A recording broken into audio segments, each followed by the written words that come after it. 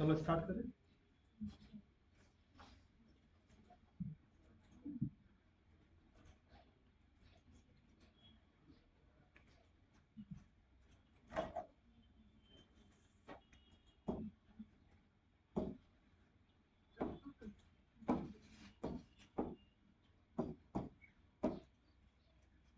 Start करें।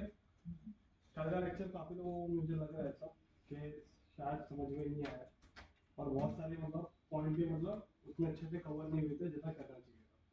तो ये आज का लेक्चर वापस से ऑन पेज एसईओ को हम लोग कवर करते हैं कि ऑन पेज एसईओ कैसे करते हैं, वापस से जरा समझाओ आपको। राइट, तो सबसे पहले एसईओ के टाइप्स को वापस से थोड़ा समझते हैं कि टोटल एसईओ में कितने टाइप्स थे। क्या एसईओ में 4 टाइप्स थे। पहला जो था ऑन पेज था, राइट। दूसरा कौन सा था? ऑफ पेज था।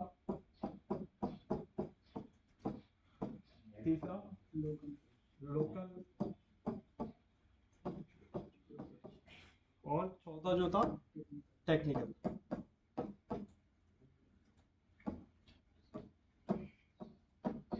ओके, ऑन पेज एसईओ का मतलब क्या होता है? जो पेज पे जाके एसईओ, हाँ, पेज के अंदर जाके हमें वेबसाइट के अंदर लॉगिन करके जाके हमें पेज के अंदर हमें जो एसईओ करना होता है उसे कहते हैं on page SEO. Of page SEO क्या होता है?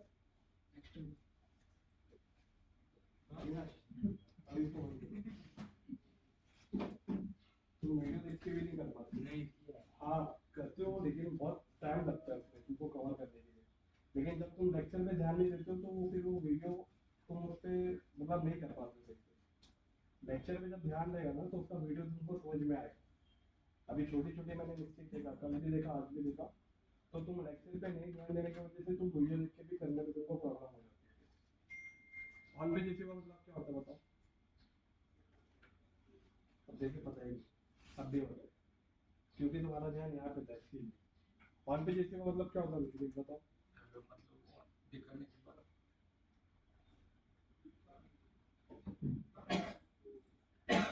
मनीषा, हाँ, मतलब ऑन पेज एसईओ का मतलब क्या है? वेबसाइट को लॉगिन करना होता है हमें।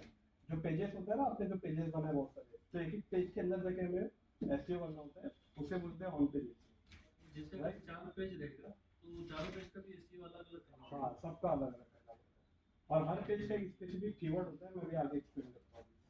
राइट, ऑफ पेज एसईओ क्या होता है? इसमें आपको वेबसाइट की लॉगिन करने की जरूरत नहीं पड़ती है।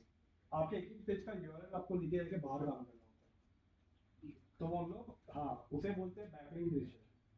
तो वो हम लोग कल समझने वाले हैं।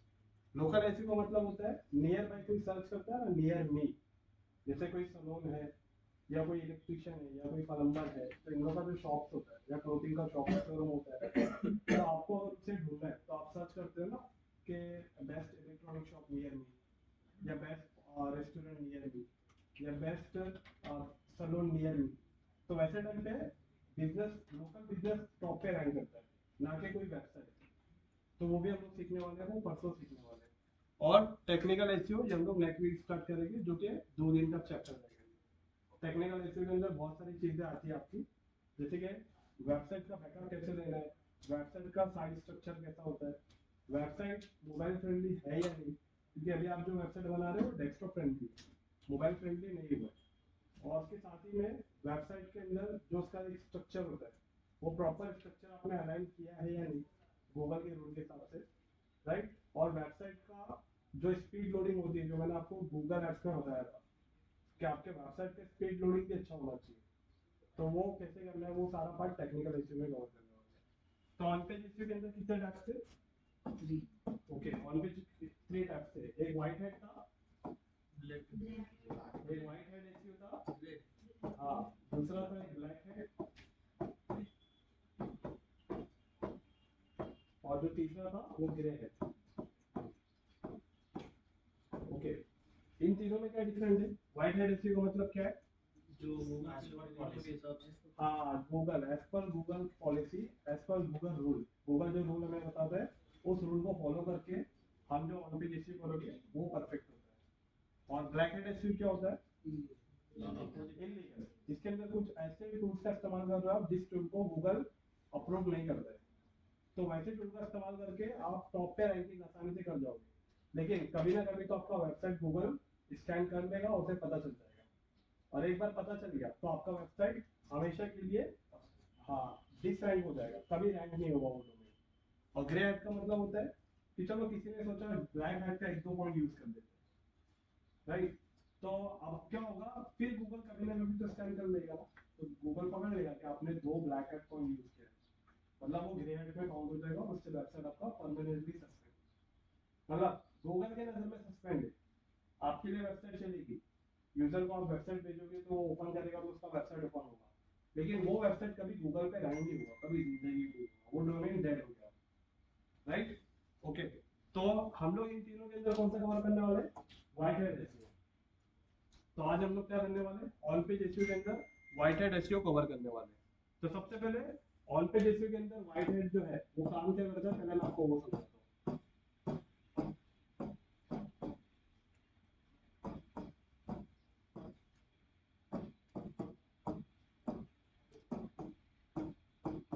सबसे पहले व्हाइट हैट एसईओ के अंदर आप पूरे गूगल को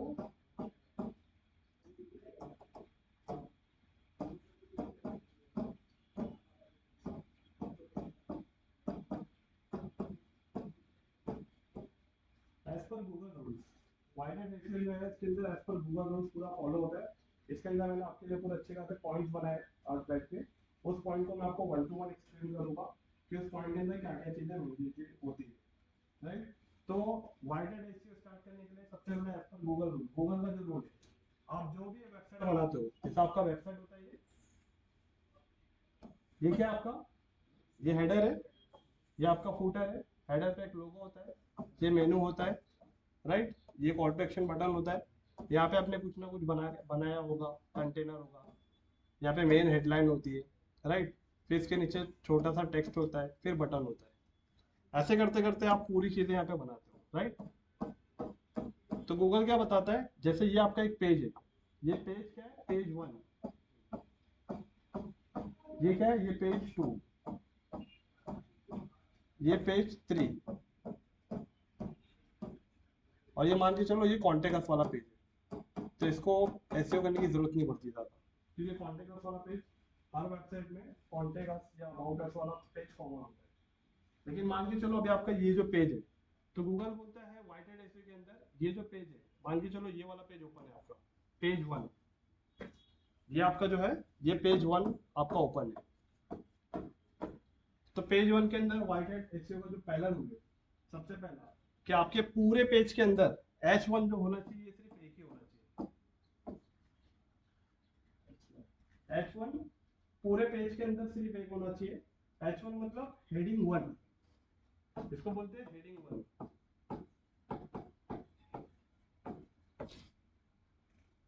हेडिंग वन का मतलब क्या होता है, गूगल का स्कैनर, मतलब उसका वर्ड है, उसका नाम है बाकायदा अच्छे से, उसे बोलते हैं क्रॉलर, क्या है, गूगल का क्रॉलर। क्रॉलर मतलब एक तरीके का एक स्पाइडर होता है, मकड़ी, जो आपके वेबसाइट को पूरा स्कैन करने के लिए आता है। जैसे ही गूगल, आप जब एसईओ करते हो, तो एसईओ करने के टाइम पे जब हम अपनी वेबसाइट को, मैंने आपको बताया था कि गूगल सर्च कंसोल पे आपकी वेबसाइट को सबमिट करना होता है, बताया था ना मैंने आपको, नहीं बताया था तो पहले ये वाला पॉइंट कवर कर लो ताकि समझ में आएगा। देखो ये आपका इंटरनेट है, ये क्या है, इंटरनेट, इस इंटरनेट के ऊपर आपकी वेबसाइट है ना, कहीं यहाँ पे पड़ी है, सबकी वेबसाइट के इसी टुकड़े टुकड़े में कहीं ना कहीं पड़ी है। अभी आपकी वेबसाइट है ना ओपन है, अभी आपकी वेबसाइट गूगल के सर्च इंजन में आपने दिया ही नहीं है, और ये क्या है, यहाँ पे ये गूगल कंपनी है, जो मैंने आपको बताया ना गूगल का स्टोरेज होता है, होस्टिंग स्पेस याद है आपको, मैंने आपको बताया था इंटरनेट के सर्वर पे आपको होस्टिंग स्पेस लेना होता है, तो गूगल का इंटरनेट पे होस्टिंग स्पेस, ये गूगल का सर्च इंजन है। लेकिन क्या आपकी वेबसाइट अभी गूगल के अंदर है, आपकी वेबसाइट ऊपर है, ऊपर है, तो क्या होता है, आपकी वेबसाइट को गूगल में सबमिट करना होता है, तो गूगल में आपकी वेबसाइट को सबमिट करने के लिए गूगल सर्च कंसोल टूल की हेल्प लगती है, किसकी, गूगल सर्च कंसोल, क्योंकि देखो ज्यादातर लोग कहाँ आते हैं, इंटरनेट के ऊपर ज्यादातर लोग गूगल पे आते हैं ना सर्च करने के लिए, तो जब गूगल के पास सर्च करेंगे और गूगल के पास आपका डेटा होगा तभी तो गूगल आपकी वेबसाइट दिखाएगा ना। लेकिन गूगल के इंजन में आपका डेटा तो है ही नहीं, आपकी वेबसाइट तो इंटरनेट पे ओपन है। पॉइंट समझ में आ रहा है? इसका मतलब क्या है, आपकी वेबसाइट पे कंप्लीट एसईओ करने के बाद हमें आपकी वेबसाइट को गूगल के अंदर सबमिट करना होता है। तब जब सबमिट करते हैं ना, तो तब गूगल अपना क्रॉलर, अपना स्पाइडर आपकी वेबसाइट के ऊपर भेजता है, उसको स्कैन करके आपका डेटा लेके गूगल में स्टोर करने के लिए। आपका डेटा गूगल के पास आएगा कैसे, जब आपका डेटा गूगल में है ही नहीं। पॉइंट समझ रहे हो? तो इसका मतलब क्या होता है, जब गूगल पे हम लोग अपनी वेबसाइट को सबमिट करते हैं with the help of Google search console tool की मदद से, तब गूगल हमारे वेबसाइट पे स्पाइडर भेजता है। और स्पाइडर सबसे पहला काम क्या करता है, स्पाइडर सबसे पहला काम आपकी वेबसाइट के ऊपर जो पेज है उस पेज पे सबसे पहले वो H1 पे जाता है। H1 क्या होता है, हेडिंग वर्ड। और हेडिंग वर्ड के अंदर आपका कीवर्ड होता है। गूगल को पता चलता है अच्छा आपका कीवर्ड ये है, और इस कीवर्ड के ऊपर पूरा पेज बना है या नहीं बना है। अब क्रॉलर स्टेप बाय स्टेप पूरी चीजें चेक करता है। तो स्टेप बाय स्टेप चेक करने में पूरे 15 से 20 पॉइंट है कुछ जो मैंने नोट डाउन किया है, जो मैं आपको वन टू वन बताता हूँ। अभी चीज समझ में आ रही है आपको? ऑन पे जैसे होगा, अभी आपकी वेबसाइट क्या है, लावारिस है इंटरनेट पे, उसका कोई वारिस नहीं है। तो उसको क्या करना पड़ेगा, हमें अपनी वेबसाइट को ऑन पेज एसईओ कंप्लीट करने के बाद उसका हमें गूगल सर्च कंसोल पे सबमिट करना पड़ेगा, जिसके बाद गूगल आपके डेटा स्कैन करके वो डेटा को स्टोर करेगा। बराबर? ये वाला पॉइंट समझ में आया गूगल सर्च कंसोल का? तो जब गूगल आपकी वेबसाइट को क्रॉल कर लेगा तब सबमिट करेगा। कहाँ सबमिट करेगा? अपने सर्च इंजन में। अब सर्च इंजन में सबमिट कैसे करते हैं गूगल, वो भी आपको मैं बताता हूँ। ये समझ लो ये पूरा इंडिया है। इंडिया के अंदर एक ये सिटी है जिसका नाम है हरियाणा, राइट? हरियाणा के अंदर गूगल ने बहुत बड़ा एक लैंड लेके रखा है जहाँ पे गूगल का होस्टिंग स्पेस का पूरा सर्वर वहाँ पे मेंटेन है, राइट? अब आपको मैं बताता हूँ, ये जो स्पेस है ना, गूगल ने इतनी बड़ी स्पेस तो ली है, लेकिन इतने बड़े स्पेस के अंदर गूगल का सर्वर सिर्फ इतने से है। ये बाकी पूरा हिस्सा ना एम्प्टी है। क्या है? पूरा हिस्सा एम्प्टी है, खाली है, इतने जमीन पे कोई नहीं, सिर्फ इतने टुकड़े पे गूगल का सर्वर होस्टिंग स्पेस। तो यहाँ पे क्या होता है, कितने सारे लोग ब्लॉग पोस्ट करते हैं, गूगल पे अपना डेटा सबमिट करते हैं, है ना? बहुत सारे लोग ऐसे ही करते हैं। तो सबका डेटा गूगल स्टोर करके रख रहा है ना, कहाँ रख रहा है, यहाँ पे रख रहा है। और इसके आगे बाजू कोई नहीं, पूरा एम्प्टी है, ना कोई कंपनी है ना कोई फैक्ट्री है। क्यों? किसी भी कारण कोई शॉर्ट सर्किट हुआ या कोई फायर सर्किट हो गया तो इससे क्या होगा, कंपनी जलने का खतरा है ना। इसके लिए उसने अपना होस्टिंग स्पेस ऐसे सिटीज में रखा है और उसके दूर दूर तक कोई नहीं।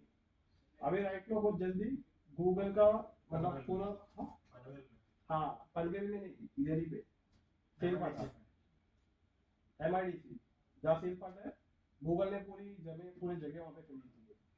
बहुत जल्दी मतलब कुछ स्पेस यहाँ पे भी आने वाला है।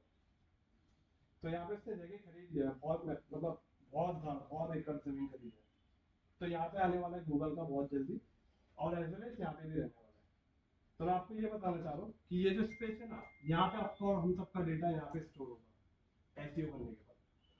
तो अभी मैं आप दूसरी चीज बताता हूँ कि गूगल अगर आपका वेबसाइट मतलब स्कैन करता है, ये आपकी वेबसाइट है ना, गूगल आपकी वेबसाइट को जब पूरा स्कैन कर लेता है, स्कैन करने के बाद गूगल आपका डेटा कैसे स्टोर करता है, तो आपने गूगल का होस्टिंग स्पेस वो देखा है, सर्वर देखा है, गूगल का सर्वर का देखो, गूगल का सर्वर देखा तो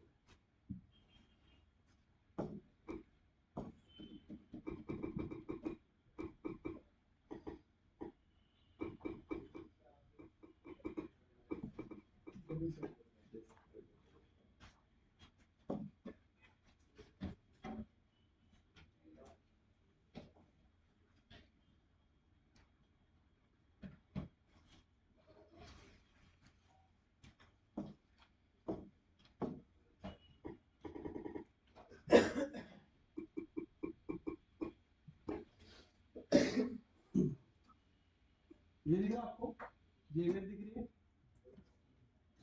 इस इमेज के अंदर दिख रहा है, एक सेक्शन दिख रहा है, एक सेक्शन के अंदर एक सीपीयू जैसा सा एक हार्ड डिस्क जैसा दिख रहा है। इसका मतलब क्या पता है क्या, गूगल ने एक डिपार्टमेंट के अंदर है ना एक सेक्शन बना के रखा है। तो मैं भी आपको उसको ड्राइंग बना के समझाता हूँ जिसमें आपको समझने में आसानी होगी कि गूगल का ये सर्वर काम कैसे करता है। एग्जांपल मान लीजिए चलो ये गूगल का सब इंडेक्सिंग है।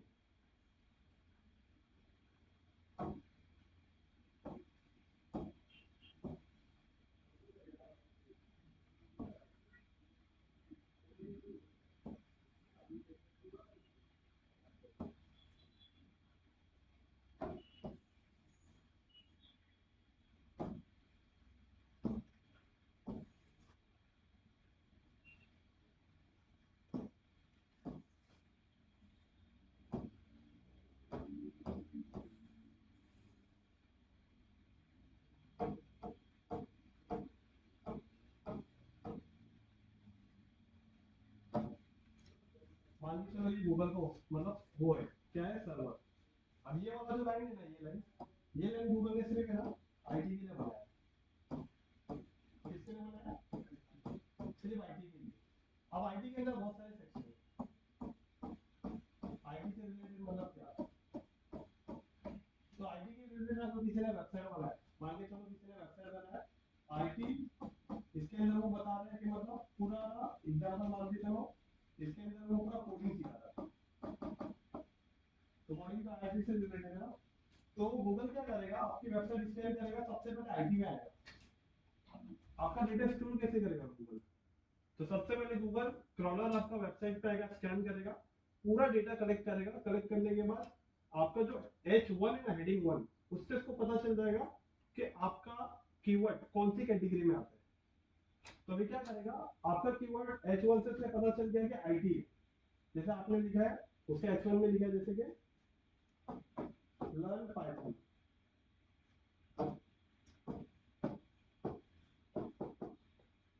ये कीवर्ड लिखा है। तो इससे गूगल के क्रॉलर को समझ में आ गया कि भाई ये आईटी फील्ड है। तो ये पाइथन वाला क्या किया, इसने उठाया ये वाले हार्ड डिस्क सर्वर में आया, और हार्ड डिस्क सर्वर में यहाँ पे पाइथन का डेटा पूरा क्या है, ये डेटा को पूरा यहाँ पे जाके स्टोर कर दिया। ऐसे करते करते कोई सास वाला सॉफ्टवेयर बना रहा है, ये सॉफ्टवेयर इसे कहते हैं। तो ऐसी फील्ड में किसी ने वेबसाइट बनाया, तो गूगल फटाक से आईटी में आएगा, देखेगा सास किधर है, अच्छा सास से है, तो यहाँ पे आके इसके हार्ड डिस्क के अंदर इसका डेटा स्टोर कर देगा। अब अगर कहीं गूगल पे आके कोई सर्च करेगा पाइथन से रिलेटेड, तो गूगल क्या करेगा, फटाक से गूगल पहले जाएगा यहाँ पे, इसके अंदर जाएगा यहाँ पे, और यहाँ से आपको लाके ये सर्च इंजन में आपको डेटा शो करेगा। एसईआरपी ना, सर्च इंजन रिजल्ट पेज, जो मैंने आपको बताया कि गूगल आपको कैसे इतने फटाक से गूगल पे रिजल्ट आप जो भी सर्च करते हो शो कर देता है। शो करने का टेक्निक ये गूगल का, कि गूगल हम सबके डेटा को ऐसे स्टोर करता है। अब एग्जांपल, कॉलेज तो सबने पढ़ा भी हमने, बुक्स होती है, बुक्स में इंडेक्स होता है, कौन से चैप्टर पे जाना है, पेज का नंबर लिखा होता है, तो हम इंडेक्स में जाके पेज का नंबर चेक करते हैं और डायरेक्टली उस पेज पे चले जाते हैं। ठीक उसी तरीके से गूगल का ये इंडेक्सिंग भी वैसे काम करता है सर्वर। तो ये क्या करता है, ये आईटी फील्ड है। और फिर इसके बाद में मान के चलो ये हो गया रेस्टोरेंट वाला फील्ड, ये हो गया जॉब वाला फील्ड।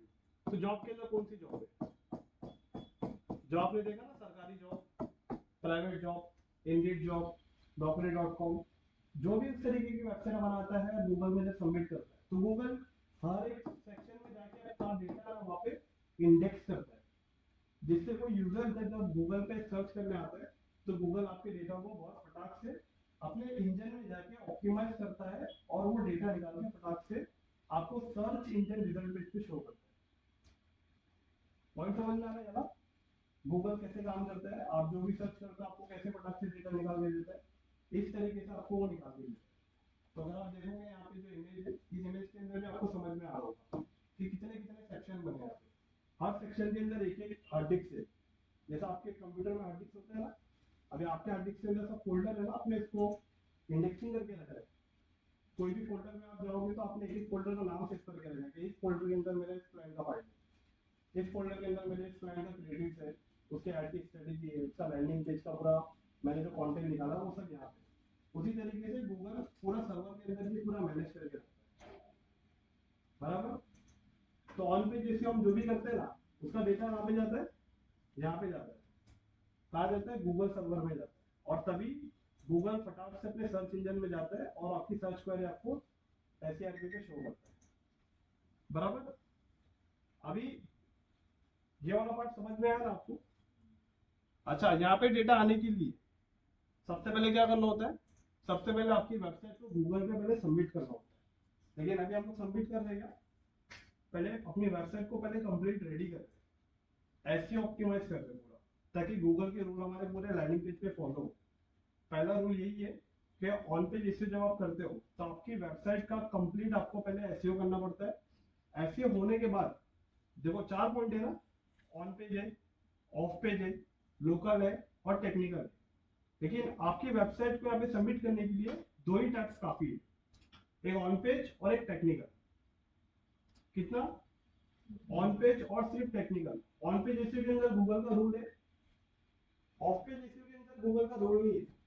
ऑफ पेज एसईओ आप इसके लिए कर रहे हो ताकि आपकी वेबसाइट पे ऑर्गेनिक ट्रैफिक है, क्योंकि जब ट्रैफिक आएगा तभी तो आपकी वेबसाइट पे गूगल ऐड दिखाएगा। तो अभी ऐसे तो आप ट्रैफिक आने वाली नहीं है, तो ज्यादा ट्रैफिक आने के लिए ऑन पेज एसईओ करना होता है, जिसको हम लोग कल डीप में समझेंगे। लेकिन लोकल एसईओ जो है वो गूगल का एक टूल है, गूगल बिजनेस प्रोफाइल, उसकी हेल्प से आपका वेबसाइट टॉप पे, आपका प्रोफाइल टॉप पे दिखता है। और टेक्निकल एसईओ जो है इसके अंदर भी गूगल का रोल है कि आपकी वेबसाइट टेक्निकली साउंड है क्या नहीं, वेबसाइट की लोडिंग स्पीड कितनी है, गोल गोल घूम रही है, खाली बफरिंग कर रही है तो अच्छा है। लोडिंग टाइम अगर आपकी वेबसाइट का ज्यादा है तो अच्छा है या बुरा है? बुरा है। और लोडिंग टाइम आपकी वेबसाइट का कम है तो अच्छा है ना? तो चेक करना पड़ेगा ना आपकी वेबसाइट का लोडिंग स्पीड कितना है, उसको चेक करने के लिए भी टूल होता है।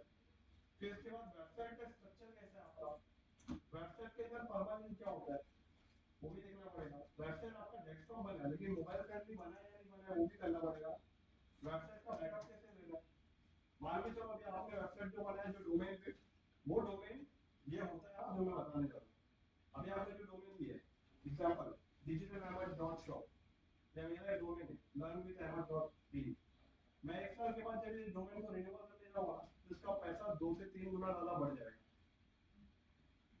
कंपनी को क्या लगेगा कि इसे डोमेन की रिक्वायरमेंट तो है, इसका बिजनेस सेट हो गया, तो ये एनी हाउ ये डोमेन को बाय करेगा।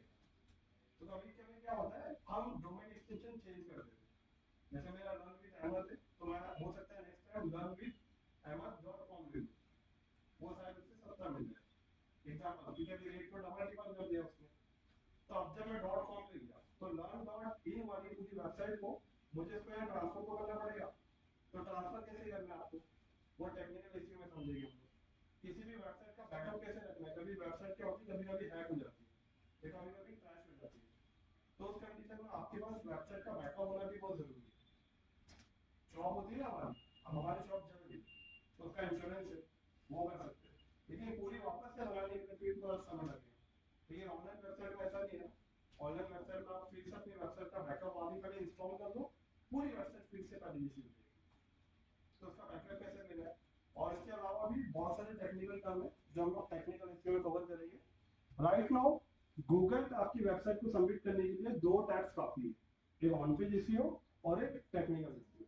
जब ये दोनों पार्ट हो जाएगा उसके बाद हम लोग वेबसाइट को सर्च कंसोल पे कैसे सबमिट करते हैं वो भी सीखेंगे। और सर्च कंसोल आपको काफी हेल्प करेगा ये सब बताने में कि आपकी वेबसाइट कैसी चल रही है, कितना ट्रैफिक आ रहा है, कितने लोग आपकी वेबसाइट पे क्लिक कर रहे हैं, और कौन से कीवर्ड के ऊपर आपका वेबसाइट टॉप पे रैंक कर रहा है, एज वेल एज आपकी वेबसाइट कितने नंबर पे रैंक कर रही है, ये भी गूगल सर्च कंसोल आपको बताएगा। तो जब गूगल सर्च कंसोल का टॉपिक जब स्टार्ट होगा तो मैं एक एक पॉइंट थ्योरी के साथ आपको पूरा एक्सप्लेन करूंगा। वैसे काफी हद तक एक्सप्लेन तो कर दिया, प्रैक्टिकल के साथ एक्सप्लेन भी कर दूंगा। अभी समझ में आया यहाँ पॉइंट? ऑन पेज एसईओ के अंदर क्या है, सबसे पहला भी ऑन पेज एसईओ गूगल का रूल पूरा फॉलो होगा। इसके अंदर आपके एक एक पेज का एक H1 होता है, पूरे पेज पे एक ही H1 होगा, एक H1 से ज्यादा अगर हुआ तो मतलब आपने गूगल का रूल फॉलो नहीं किया। और H1 के अंदर क्या होना चाहिए, H1 के अंदर आपका कीवर्ड होना चाहिए, H1 हेडिंग 1 के अंदर कीवर्ड। और याद रखो अगर आपकी वेबसाइट में मान के चलो 5 पेज है या 10 पेज है या 20 पेज है, तो याद रखो एक एक पेज का एक एक कीवर्ड होता है, बगैर कीवर्ड के कोई वेबसाइट नहीं बनती। आपने जो वेबसाइट बनाना स्टार्ट किया ना वो लैंडिंग पेज है, तो लैंडिंग पेज के ऊपर भी एक कीवर्ड होता है, राइट? तो बगैर कीवर्ड के लैंडिंग पेज नहीं बनेगा। लेकिन राइट नाउ ऐसा होता क्या है पता है क्या, जब हम लैंडिंग पेज बनाते हैं ना तो स्पेसिफिक कोई कीवर्ड से उसको मतलब हम लोग एसईओ नहीं करते उसका, क्योंकि एसईओ आपका सिर्फ काम करता है जो 5 पेज की वेबसाइट होती है, 10 पेज की होती है, 20 पेज की होती है, या 20 से ज्यादा 100 पेजेस होता है, उसमें काम आता है। लेकिन अगर आप लैंडिंग पेज में भी करना चाहते हो तो लैंडिंग पेज में भी एसईओ 100% होता है। क्योंकि कभी कभी क्या होता है, आपकी वेबसाइट 5 महीने 4 महीने में कभी ना कभी रैंक हो जाती है, लेकिन उसको करने का भी एक टेक्निक है जो मैं आपको बताऊंगा, वो टेक्निकल एसईओ में बताऊंगा कि कैसे करना है। बराबर, यहाँ तक ये समझ में आया? तो अभी हमारे पास एक वेबसाइट है, तो उस वेबसाइट का जो एक पेज है, ये एक लैंडिंग पेज है। तो इस लैंडिंग पेज के ऊपर जो भी कंटेंट है, इस कंटेंट के अंदर सबसे पहला हमारा H1 के अंदर हमारा क्या होना चाहिए, कीवर्ड होना चाहिए। क्योंकि अगर कीवर्ड नहीं है तो आप एसईओ कर ही नहीं सकते। वेबसाइट कैसे डॉक्यूमेंट करती है, जब आप कुछ क्वेरी सर्च करते हो तब ना, इसका मतलब उस क्वेरी, उस कीवर्ड से आपके एसईओ का बहुत गहरा कनेक्शन है। क्योंकि जब तक आप कीवर्ड, पेड ऐड अभी हम रन कर रहे हैं, टीपीसी ऐड रन किया हम लोगों ने, टीपीसी ऐड कैसे रन किया हमने, गूगल को कीवर्ड दिया ना, वो कीवर्ड कोई सर्च करेगा तो हमारा वेबसाइट दिख रहा है। उसी तरीके से ऑर्गेनिकली भी तो कोई हमारा कीवर्ड सर्च कर रहा है, और बगैर पैसे के हमारा वेबसाइट टॉप करना चाहिए, तो उसके लिए हमें एसईओ करना पड़ेगा, राइट? तो मैंने कुछ सैंपल निकाल के रखे हैं जो मैं आपको वन टू वन पूरा एक्सप्लेन करता हूँ, ये पूरा पॉइंट क्या है, और उसको वन टू वन सॉल्व करेंगे, ठीक है? गूगल पे पेज में ऑटोमेटिक एरर नहीं बताता है क्या? ऑटोमेटिक एरर नहीं बताता है क्या? ये एरर है, उसको भी शॉर्ट आउट करो, अपने को ऐसा रूल बाय करना पड़ेगा। नहीं, गूगल बताता है ना आपको, अब गूगल गाइड करता है ना पूरा कि आपने रेड जो है मतलब वो आपका रेड है, उसको सही करना है, और ऑलरेडी जो ग्रीन है मतलब आपने उसको सही किया पहले से।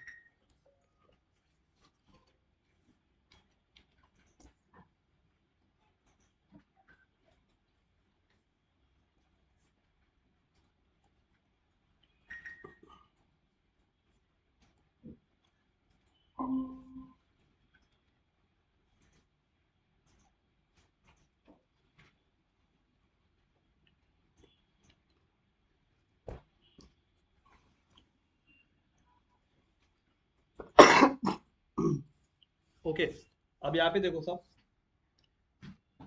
On page SEO, follow the Google rules in on page SEO. तो सबसे पहले ये स्टार्टिंग के जो 4 पॉइंट होते हैं, ये 4 पॉइंट आपके डिसाइड करेंगे कि आपका एसईओ कितना अच्छा होने वाला है, कितना अच्छा नहीं। तो सबसे पहला पॉइंट जो यहाँ पे दिख रहा है आपको, ये है फोकस की फ्रेज। फोकस की फ्रेज का मतलब होता है आपका कीवर्ड, कि आपके पूरे उस लैंडिंग पेज का मेन कीवर्ड कौन सा है। तो अभी हमारा कीवर्ड क्या है, अभी मैंने बहुत सारे 3 से 4 लैंडिंग पेज ओपन किया है जो मैंने अपने क्लाइंट के लिए बनाया है, वो मैं आपको वन टू वन सारे शो करूंगा, जिसमें एक भी पेज का हमने एसईओ नहीं किया है। तो मैं आपके सामने लाइव प्रैक्टिकल पूरे एक लैंडिंग पेज का मैं आपको एसईओ करके दिखाऊंगा कि कैसे ऑन पेज एसईओ होता है, और उसके अंदर ये सारे पॉइंट्स हम लोग कवर करेंगे। मतलब ये पॉइंट्स मैंने इसके लिए लिखा है ताकि आपके मन में ये नहीं हो कि ऑन पेज एसईओ में एग्जैक्टली पॉइंट कितने होते हैं और कितने कवर करने चाहिए, राइट? तो सबसे पहले क्या होता है, फोकस की फ्रेज। पहला मतलब आपके पूरे पेज का, एक लैंडिंग पेज का पूरा एक कीवर्ड। तो यहाँ पे देखो लिखा है, की phrase density should be 4 to 5 words. मतलब ये होता है कि कीवर्ड का जो वर्ड होना चाहिए ना आपका, मैंने आपको गूगल एड्स में बताया था, शॉर्ट टेल कीवर्ड और लॉन्ग टेल कीवर्ड। तो यहाँ पे आपका जो शॉर्ट टेल कीवर्ड में होना चाहिए। अब हम लोगों ने उस दिन सर्च किया था गवर्नमेंट जॉब इन मुंबई, कितना था उसके अंदर, 3 था ना, 3 वर्ड थे। तो मतलब कीवर्ड डेंसिटी कितनी हो गई, 3 वर्ड की हो गई। और यहाँ पे होना चाहिए मतलब 4 to 5। अब हमारा जो कीवर्ड है 1 BHK इन एरोली, कितने हो गए, 1 1 BHK 2, इन 3, एरोली 4। और अगर डाल दिया एरोली स्टेशन, 5 हो जाएगा। बहुत सारे लोग ये भी सर्च करते हैं, बट उसके साथ में आपको ये भी देखना है, गूगल कीवर्ड प्लानर पे जाके आपको ये चेक करना है कि इस कीवर्ड को सर्च करने वाली ऑडियंस कितनी है, उसका वॉल्यूम कितना है। वॉल्यूम मतलब एवरेज मंथली उसको कितने लोग सर्च कर रहे हैं। अगर 500 लोग सर्च कर रहे हैं तो इसका मतलब है कि 500 लोग में कोई एक ही वर्ड को सर्च करेगा तो ज्यादातर पेज ऐड दिखेगा। उसके बाद कहीं जाके आप चौथे नंबर, सॉरी 5वें नंबर या 6ठे नंबर या 20वें नंबर तक आप दिख सकते हो। लेकिन ब्लॉगर ऐसा नहीं करता है, याद रखो, ब्लॉगर ऐसा नहीं करता है। ब्लॉगर क्या करता है पता है क्या, उस कीवर्ड के ऊपर अपनी वेबसाइट का पेज बनाता है जिस कीवर्ड के ऊपर सर्च वॉल्यूम 20-25 हजार हो। मतलब उस कीवर्ड को लोग 20-25 हजार बार सर्च कर रहे हो एक दिन में, क्योंकि तभी तो चांस बनेगा, जब इतनी ऑडियंस आएगी तभी तो चांस बनेगा आपका वेबसाइट टॉप पे रैंक करने के लिए। और जब इतनी ऑडियंस जब आपकी वेबसाइट पे आती है तभी तो ट्रैफिक आता है, और जब ट्रैफिक आएगा तभी तो गूगल को पता चलेगा कि आपका वेबसाइट के ऊपर जो कंटेंट है बहुत वैल्यूबल है, तभी लोग आपके कंटेंट को पढ़ने के लिए आ रहे हैं।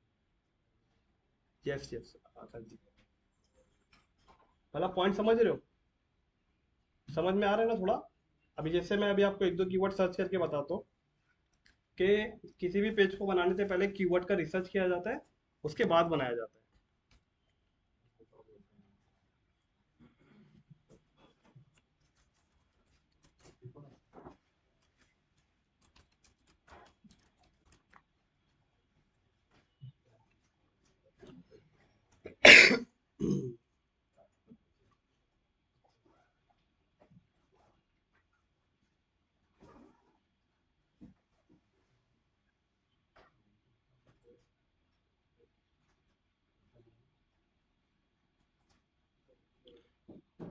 ओके, गूगल के अंदर मैं टूल्स में जाता हूँ, प्लानिंग के अंदर,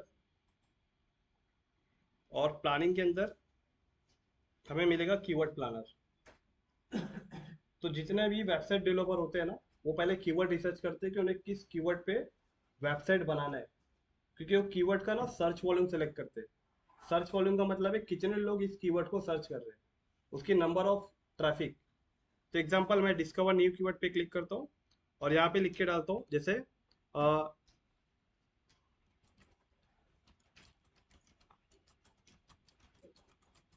गवर्नमेंट जॉब इन मुंबई, कोई ऐसा भी टाइप कर सकता है, सरकारी जॉब इन मुंबई, कोई ऐसा भी टाइप कर सकता है। हाँ, सरकारी नौकरी इन मुंबई, और कोई सर्च कर सकता है सरकारी नौकरी, सिर्फ इतनी, सरकारी नौकरी 2025। राइट, मैंने 4 कीवर्ड डाला है, और 4 कीवर्ड डाल के मैं गेट रिजल्ट पे क्लिक कर देता हूँ। तो अभी गूगल ने मुझे 244 कीवर्ड यहाँ पे बताया है। कितने बताया? 244। अभी यहाँ पे मैं इसको कैंसिल कर देता हूँ। अभी जो कीवर्ड हमने डाला है ना, वो यहाँ पे चेक करो, सरकारी जॉब इन मुंबई। इसको सर्च करने वाले 100 से 1000 लोग हैं, बराबर। लेकिन अभी थोड़ा सा और ऊपर आओ, यहाँ पे देखो, ये कीवर्ड देखो, गवर्नमेंट जॉब इन मुंबई। इस कीवर्ड को सर्च करने वाले 1000 से 10,000 लोग हैं। तो बताओ, 1000 से 10,000 लोग इस कीवर्ड को सर्च कर रहे हैं, तो मतलब इस कीवर्ड पे ट्रैफिक अच्छा आ रहा है ना। तो अगर इस कीवर्ड पे आप अपना वेबसाइट बनाओगे और इस कीवर्ड के ऊपर आप एसईओ करोगे, तभी तो आपकी वेबसाइट पे ट्रैफिक आने का चांस ज्यादा बनेगा। लेकिन हमने अपनी वेबसाइट कैसे बनाई? कोई ट्रैफिक एनालाइज किया, कोई कीवर्ड एनालाइज किया, कुछ कीवर्ड को रिसर्च किया, ऐसे ही बनाना स्टार्ट किया ना। लेकिन परफेक्ट तरीका जो है वेबसाइट डिजाइनिंग का, वो सबसे पहले वेब डेवलपर क्या करता है, कीवर्ड को रिसर्च करके फाइंड करता है। एग्जाम्पल मैं आपको बता रहा हूँ, मेरे पास कोई क्लाइंट आया, अगर उस क्लाइंट का मुझे वेबसाइट डिजाइनिंग करना है, तो मेरा सबसे पहला काम है कि मैं क्लाइंट के सामने कम से कम 25 से 30 कीवर्ड रखूंगा रिसर्च करके। सर देखो, मैंने ये 30 कीवर्ड निकाला है, इस 30 कीवर्ड के ऊपर इतना इतना ट्रैफिक आता है। अब आप मुझे बताओ इसमें से आपको कौन सा सूटेबल ट्रैफिक लग रहा है, मतलब कौन सा कीवर्ड आपको परफेक्ट लग रहा है, उस कीवर्ड के ऊपर मैं आपकी 5 पेज की वेबसाइट बनाने वाला हूँ। तो क्लाइंट बोलेगा ये तो बहुत अच्छी बात है, काम करो ये 5 कीवर्ड पे बना दो। तब जाके मैं उस 5 कीवर्ड के ऊपर क्लाइंट का वेबसाइट डिजाइनिंग करना स्टार्ट करूंगा। आप जैसा कर रहे थे ना, वैसा नहीं करना है, क्योंकि वो जानबूझ के हम लोग भी नहीं बताते, वो इसके लिए नहीं बताते ताकि ये चीज़ का एहसास एसईओ के अंदर होगा। और जब कीवर्ड अभी हम लोग करेंगे जब सही, तो आपकी वेबसाइट के अंदर बहुत चेंजेस होगा, क्योंकि आपके कीवर्ड के हिसाब से पैराग्राफ आएगा, आपके कीवर्ड के हिसाब से हेडलाइन आएगा।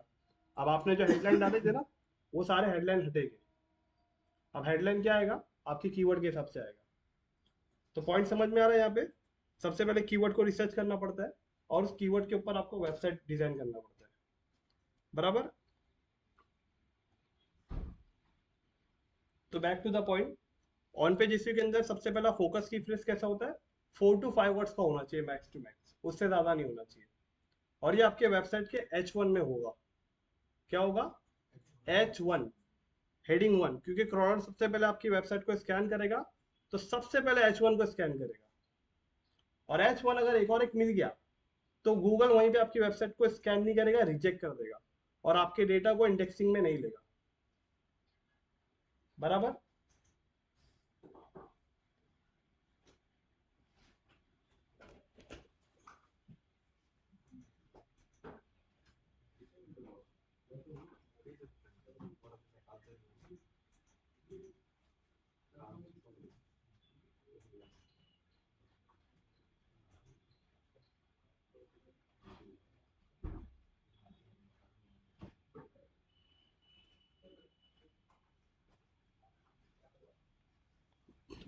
ओके, उसके बाद दूसरा पॉइंट है एसईओ टाइटल। एसईओ टाइटल भी हम लोग चैट जीपीटी से दिखा के ले लेंगे। इसका मतलब क्या होता है कि आपका वेबसाइट जिस भी कीवर्ड के ऊपर टॉप पे रैंक करता है, तो जैसे गूगल ऐड के अंदर क्या था, आप हेडलाइन लिखते थे, हेडलाइन लिखते थे ना, 30 कैरेक्टर का हेडलाइन। कितना हेडलाइन लिखते थे हम लोग? 15-20 हेडलाइन लिखते थे, याद है क्या नहीं? तो इसका मतलब एसईओ टाइटल आपको लिखना है, और उस एसईओ टाइटल के अंदर भी आपका कीवर्ड होना चाहिए, और उसकी डेंसिटी कितनी होनी चाहिए, मतलब आप कितना वर्ड लिख सकते हो। उसमें आप लिख सकते हो 60 कैरेक्टर, उससे ज्यादा लिखोगे तो वो ऑरेंज में चले जाएगा। बराबर। उसके बाद में कीफ्रेज इन स्लग। कीफ्रेज इन स्लग का मतलब क्या होता है, आपके डोमेन के नाम के आगे, देखो यहाँ पे एग्जांपल लिखा है www.domain.1bhk hyphen bhk hyphen in hyphen Shilphata. मतलब आपका हाइफन होना चाहिए, उसे काफी लोग डैश भी कहते हैं, लेकिन न्यूमेरिकल वर्ड में अगर देखा जाए तो उसे हाइफन ही कहते हैं। तो यहाँ पे स्लग आपके हाइफन में आना चाहिए। तो इसको भी हम लोग प्रैक्टिकल करेंगे अभी कैसे करना है। और आपका जो मेटा डिस्क्रिप्शन जो होता है, मेटा डिस्क्रिप्शन का मतलब होता है जो भी कीवर्ड सर्च करते हैं उसका जो एक नीचे डिस्क्रिप्शन दिखाता है। गूगल एड्स में आप जा रहे थे ना डिस्क्रिप्शन, तो डिस्क्रिप्शन कितने वर्ड का होना चाहिए? 155 टू 160 कैरेक्टर। तो इसको मैं आपको एक डेमो दिखाता हूँ सर्च करके। अगर गूगल पे यहाँ पे कोई आता है और यहाँ कोई सर्च करता है जैसे गवर्नमेंट जॉब इन मुंबई 2025, मैंने सर्च किया, तो बताओ यहाँ पे ये जो लिखा है ना ब्लू कलर में, मुंबई, ये वाला, इसे कहते हैं टाइटल, एसईओ टाइटल। जो मैंने आपको यहाँ बताया ना, ये जो है ना एसईओ टाइटल, तो टाइटल वो होता है जो मैंने अभी आपको दिखाया। उसके बाद में मेटा डिस्क्रिप्शन क्या होता है? मेटा डिस्क्रिप्शन आपका ये जो नीचे की लाइन लिखी है, इसे बोलते हैं मेटा डिस्क्रिप्शन। और इसके बाद में ये जो लिखा है मुंबई जॉब्स, ये है आपका स्लग। तो ये चार चीज इंपॉर्टेंट होती है, क्योंकि सबसे पहले देखो इस कीवर्ड के ऊपर क्या शो हुआ, ये कीवर्ड था। कीवर्ड मतलब फोकस की फ्रेज, एसईओ के अंदर से फोकस की फ्रेज कहते हैं। इस कीवर्ड की सर्च करने पे आपको क्या दिखाई दिया? आपको एसईओ का टाइटल दिखाई दिया, एसईओ का description Meta title, Meta description दिखाई दिया, और लास्ट में आपको स्लग दिखाई दिया। तो ये सबसे पहले चार पॉइंट आपको बहुत इंपॉर्टेंट रोल प्ले करता है ऑन पेज एसईओ करने के लिए। बराबर। स्लग मतलब आपके जो वेबसाइट का यूआरएल होता है ना, स्लैश के बाद क्या लिख के आ रहा है। देखो यहाँ पे क्या लिख के आ रहा है, माई सरकारी नौकरी .com, इसके आगे लिख के आया मुंबई जॉब्स। तो ये स्लग है। ये डिस्प्ले पाथ भी इसे कहते हैं। जब आप पीपीसी ऐड रन कर रहे थे ना, तो वहाँ पे लिखा था ना डिस्प्ले पाथ, वो मैंडेटरी होता है डालना। उसी तरीके से ना यहाँ पे भी स्लग के अंदर भी आना चाहिए।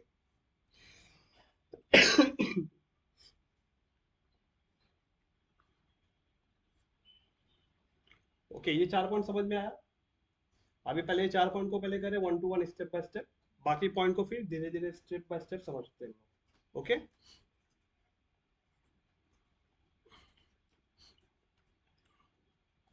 ओके, आप लोगों के लिए देखो मैंने ये वेबसाइट को ओपन करके रखा है।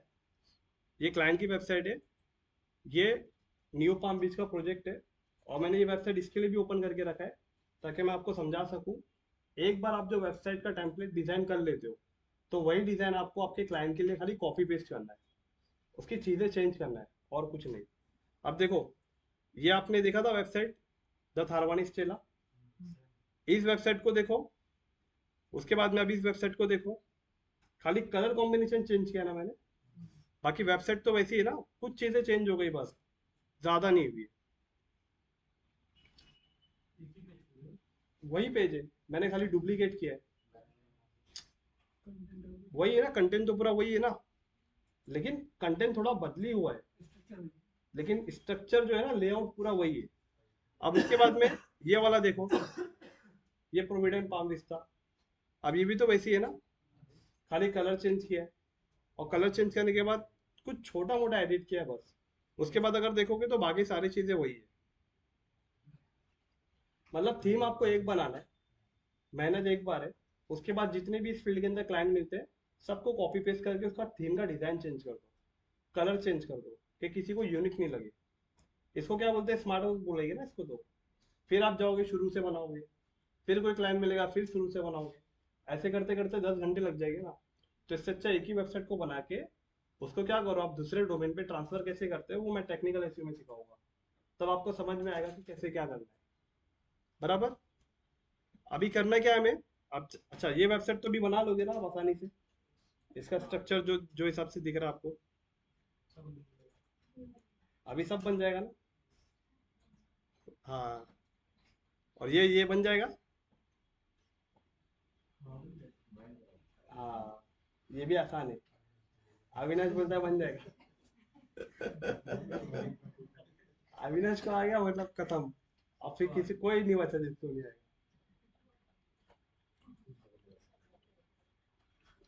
तो चलो अभी हम लोग क्या करने जा रहे हैं, ये जो वेबसाइट है, इस वेबसाइट का देखो क्या है। इस वेबसाइट में सबसे पहले चेक करो, ये पाम विस्टा वेबसाइट है, न्यू पाम बीच जो रोड है, वहां पे ये प्रोजेक्ट आया है, उसका ये वेबसाइट है। तो इस वेबसाइट का हमने एसईओ अभी तक किया ही नहीं है, राइट।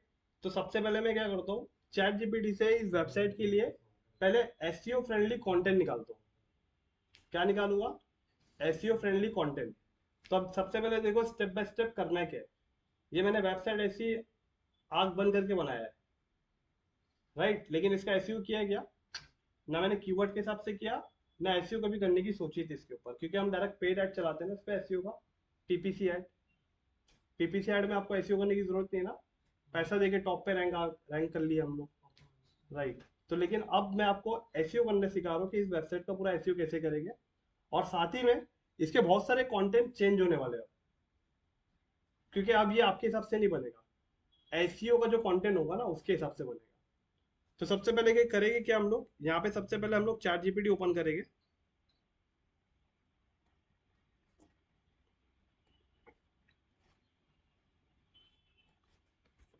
यहाँ पे चैट जीपीटी को मैं प्रॉम्प्ट देता हूँ, chat GPT I want 100% human write content for my landing page.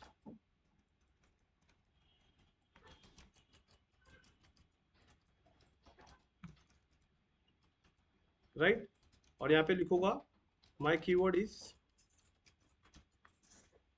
1 BHK in Airoli station.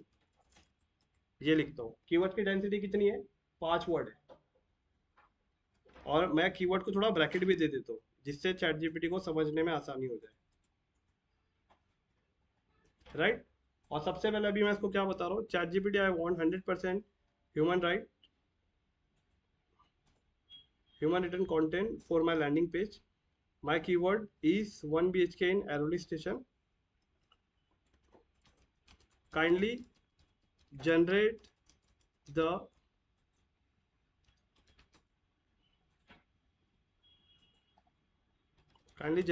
website title according to above keywords.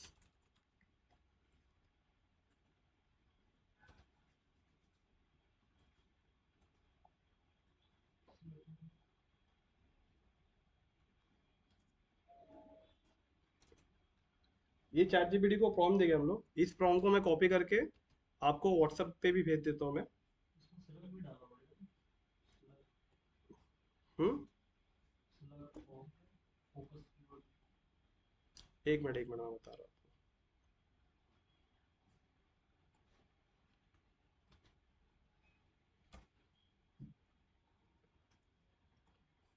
Okay, इतना लिखने के बाद क्या करूँगा मैं, इंटर करता हूँ। तो इंटर करने के बाद सबसे पहले क्या होगा पता है, चैट जीपीटी आपके कीवर्ड के बेस पे ना सबसे पहले आपको एक टाइटल जनरेट करके देगा।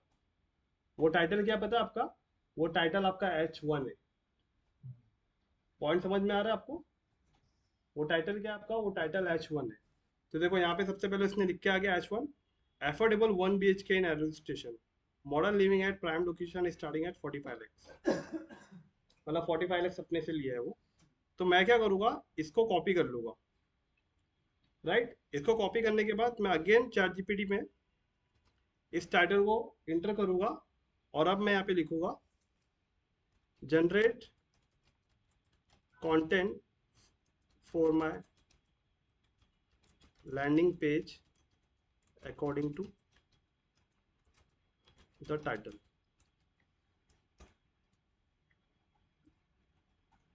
देखो अब ये क्या कर रहा है, ये जो भी मुझे मैटर दे रहा है ना, अब ये सारे मैटर्स को मैं लैंडिंग पेज में यूज करने वाला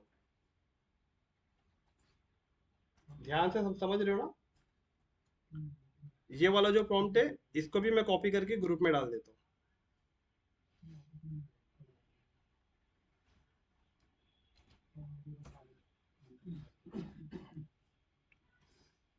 बराबर। अब हम लोग चलते हैं वेबसाइट को अपने एसईओ का जो कंटेंट है उसके हिसाब से कस्टमाइज करने के लिए जाते हैं। बराबर। तो सबसे पहले मैं ये जो हेडलाइन है H1, इसे कॉपी कर लेता हूँ, और मैं जाऊँगा अपने वेबसाइट के, ये वेबसाइट है ना, इस वेबसाइट के एडिट वाले पार्ट में जाएंगे हम लोग।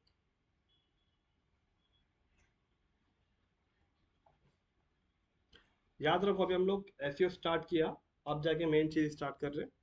ये डेटा लग्जरिया ये पेज है, इसको करेंगे एडिट विद एलिमेंटर। पहले पेज को एडिट करने जा रहे हैं हम लोग, हाँ। याद रखो अभी हम लोग योस प्लगइन अभी हम लोग इंस्टॉल नहीं किए, उसके बारे में बाकी है अभी।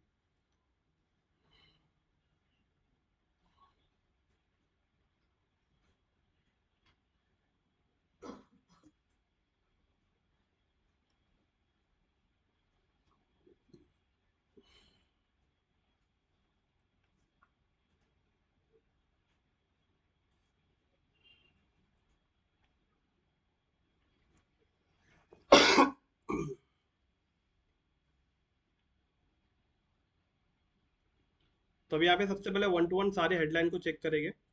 ये डेस्टिनेशन पे क्लिक करो, और यहाँ पे चेक करो ये H1 है क्या है। तो अभी ये डेस्टिनेशन क्या है,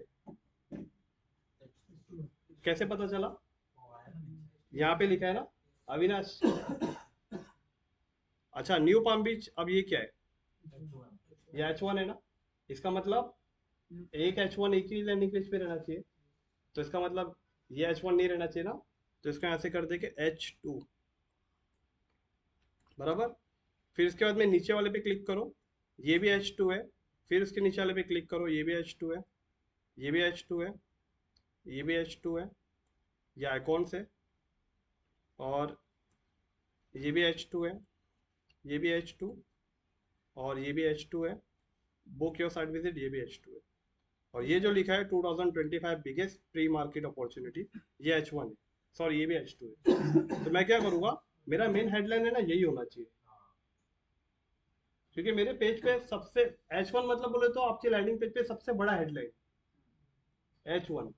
तो मैं क्या करूँगा, इसको यहाँ से रिमूव करके वो हेडलाइन को ऐड कर दूंगा, affordable 1 BHK in Airoli station. देखो आपका कीवर्ड इसमें आ गया, यहाँ पे ये कीवर्ड था ना हमारा, और H1 में कीवर्ड आ गया। और यहाँ जो H2 लिखा है इस पे क्लिक करके इसको कर देंगे H1, राइट। और इतना करने के बाद क्या करेंगे हम लोग, इसे पब्लिश पे क्लिक करेंगे।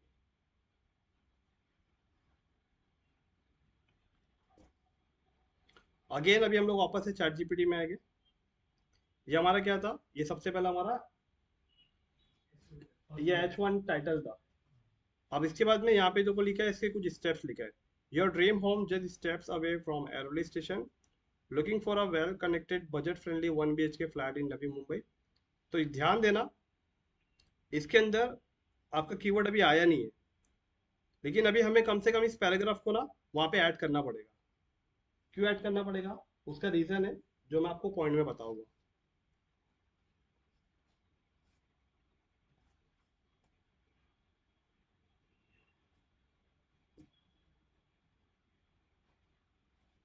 हम्म,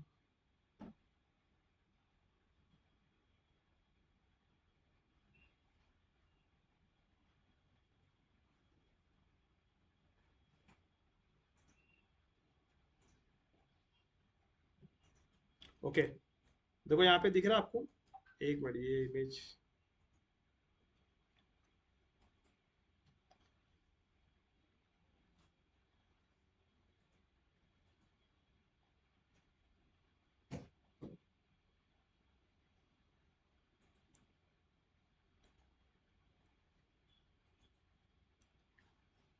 ये पॉइंट दिख रहा है किसी को?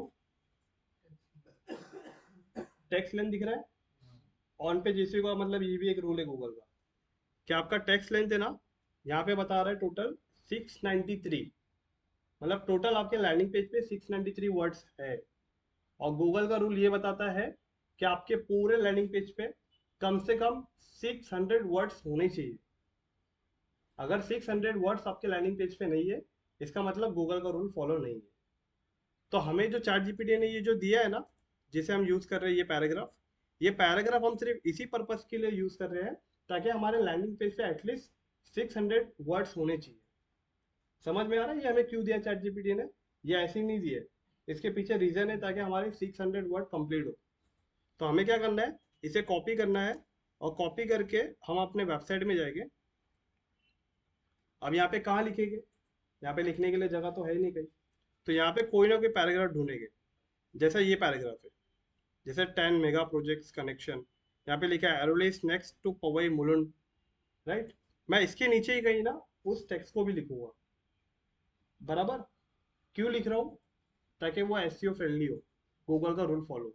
अगर यहाँ पे मुझे नहीं लिखना है, जैसे मैं चाहता हूँ कि अगर यहाँ पे लिख दूंगा तो इसका जो लुक है ना दिखने वाला, वो खराब हो जाएगा थोड़ा, मुझे ऐसा लग रहा है। तो मैं क्या करूँगा, उस कंडीशन में इस इमेज के नीचे जाके डाल देते हैं। तो करना क्या है, यहाँ पे आपको प्लस पे क्लिक करना है, और यहाँ से आपको एक टेक्स्ट एडिटर लेना है, और यहाँ पे लगे आप छोड़ दो, राइट? और यहाँ पे आपको इस कंटेंट को हटा के इस कंटेंट को पेस्ट कर दो, बराबर? इतना होने के बाद इसको खाली सेंटर अलाइन कर दो,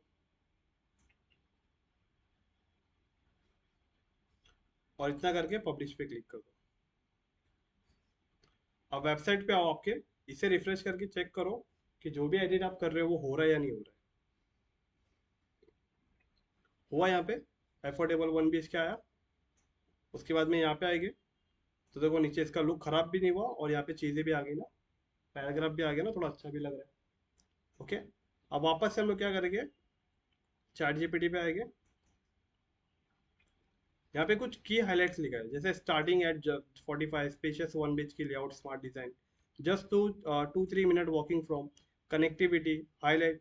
अगर आप ध्यान दो तो ऑलरेडी हम लोग ने वेबसाइट के अंदर है ना, वो सारी चीजें ना यहाँ पे मेंशन की है, जितने भी इसकी की हाइलाइट्स है ना, ये देखो यहाँ पे, ये यहाँ से लेके यहाँ तक अगर आप ध्यान दो तो की हाइलाइट्स है ना, हमने स्टार्टिंग में रखा है। ये क्यों हाई स्टार्टिंग में रखा है? उसके पीछे एक रीजन है कि वेबसाइट पे सबसे पहले जो भी यूजर प्रॉपर्टी के लिए अगर आता है ना, तो उसे सबसे पहले ये सब पढ़ने आना चाहिए, क्योंकि वो सबसे पहले ये सारी चीजें देखता है कि प्रोजेक्ट का प्राइस क्या है, लैंड एकड़ पार्सल कितना है, कितना मिनट्स वॉकिंग है, ये सारा कुछ देखो हम लोग ने यहाँ पे लिखा है। पॉइंट कनेक्ट हो रहा है ना, आपको समझ में आ रहा है ना? उसके बाद नीचे हमने सारा पॉइंट लिखा है। अगेन अभी हम लोग क्या करेंगे, चैट जीपीटी में आएंगे, ये सारे पॉइंट तो हमने ऑलरेडी लिख ही लिए। इसके बाद में वाई एरोली स्टेशन लोकेशन, दिख रहा है ना, वाई एरोली स्टेशन लोकेशन। तो यहाँ पे इसको कुछ एडवांटेज बता रहा है। तो यहाँ पे ऑलरेडी अगर आप देखोगे तो यहाँ पे इस वेबसाइट के अंदर उस एडवांटेज को यहाँ पे बताया है, दिख रहा है? Airoli is next to Powai Mulund Bridge with great connectivity. Airoli has seen tremendous transformation when it comes to development infrastructure and facilitating connectivity. From public transport to shopping malls, everything has been upgraded to give the residents at hassle-free lives. तो मतलब वहां पे जो बता रहा ना, ये point यहाँ पे अपना कवर हुआ ऑलरेडी। और अभी वापस से चैट जीपीटी में जाएंगे। Who is this perfect for, मतलब ये प्रोजेक्ट किसके लिए परफेक्ट है? जो आईटी प्रोफेशनल है वर्किंग इन एरोली घनसोली और थाने, ये एक पॉइंट हम लोग लिख सकते हैं ना। फिर ये भी लिख सकते हैं young couple and family looking for their first home, investor seeking a high rental demand area, people wanting a low budget flat near station. तो ये पॉइंट हम लोग लिख सकते हैं। और ये लास्ट में बता रहे शेड्यूल करने के लिए, मतलब फ्री विजिट, विजिट टुडे, ये सब।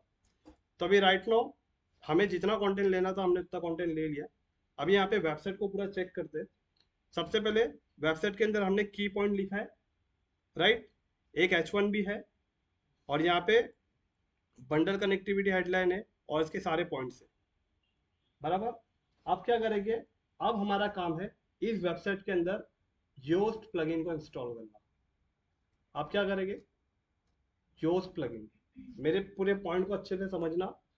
ये लेक्चर आपको एक बार शायद रिकॉर्डिंग देखना पड़े तो देख लेना। आकाश जी, हम लोग ने स्टार्टिंग में बहुत मेन पॉइंट कवर किए आज, तो ये वापस से रिपीट किया हम लोग ने ऑन पेज एसईओ, तो इसको हो सके तो एक बार रिपीट करना, तो आपको पूरा एक एक चीज़ है ना अच्छे से समझ में आएगी। अभी करना क्या है हमें, अभी हमें जाना है वेबसाइट में, एग्जिट टू वर्डप्रेस, और जैसा मैंने आपको कल बताया था, ऑन पेज एसईओ करने के लिए हम एक प्लगइन का इस्तेमाल करने वाले हैं। उस प्लगइन का नाम है Yoast SEO, right. Yoast SEO काफ़ी हद तक 90% फ्री है, और योस्ट एसईओ प्लगइन आपके लिए काफ़ी है वेबसाइट को रैंक कराने के लिए। इसके अलावा एक और प्लगइन है जिसका नाम रैंक मैथ है। रैंक मैथ थोड़ा समझने के लिए स्टार्टिंग में बहुत डिफिकल्ट है। उसके बाद में सेम रश भी है, जिसके अंदर पेड ज़्यादा है और फ्री बहुत कम है, तो उसके अंदर भी आपका एसईओ 100% नहीं हो पाएगा। लेकिन सिर्फ योस्ट एसईओ और रैंक मैथ ऐसा है जिसके जरिए आप 100% कर सकते हो, बट योस्ट एसईओ ज़्यादा समझने में आसान है as compare to Rank Math. तो हम लोग क्या करेंगे, सबसे पहले प्लगइन में आएंगे। अविनाश, कौन सा प्लगइन,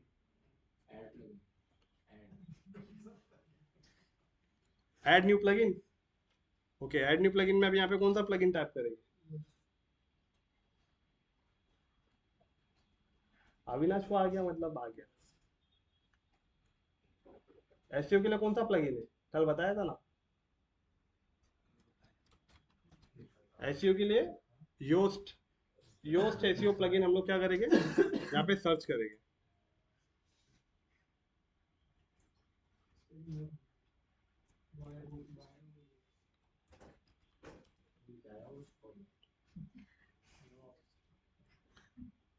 ओके, अविनाश को बताते बताते मैं टाइपिंग भूल गया। योस्ट एसईओ, ये वाले प्लगइन को हम लोग इंस्टॉल करेंगे, और इंस्टॉल करने के बाद इसे एक्टिवेट करेंगे, और हमें योस्ट एसईओ बता देगा कितने हमारे पॉइंट रेड में है, कितने हमारे पॉइंट ग्रीन में, राइट। मतलब एसईओ के अंदर है ना 70% लोग है ना योस्ट प्लगइन को इस्तेमाल करते हैं क्योंकि ये फ्री ऑफ कॉस्ट है, और 30% लोग जो है ना वो रैंक मैथ का इस्तेमाल करते हैं। क्योंकि क्या होता है ना, स्टार्टिंग में अगर मैंने आपको रैंक मैथ बता दिया तो आप लास्ट तक रैंक मैथ ही इस्तेमाल करोगे, फिर योस्ट नहीं करने वाले। तो पिछले मतलब जहाँ मैं पहले एक जगह इंस्टीट्यूट में यहाँ ट्रेनिंग देता था, वहाँ पे पूरा एक बैच था।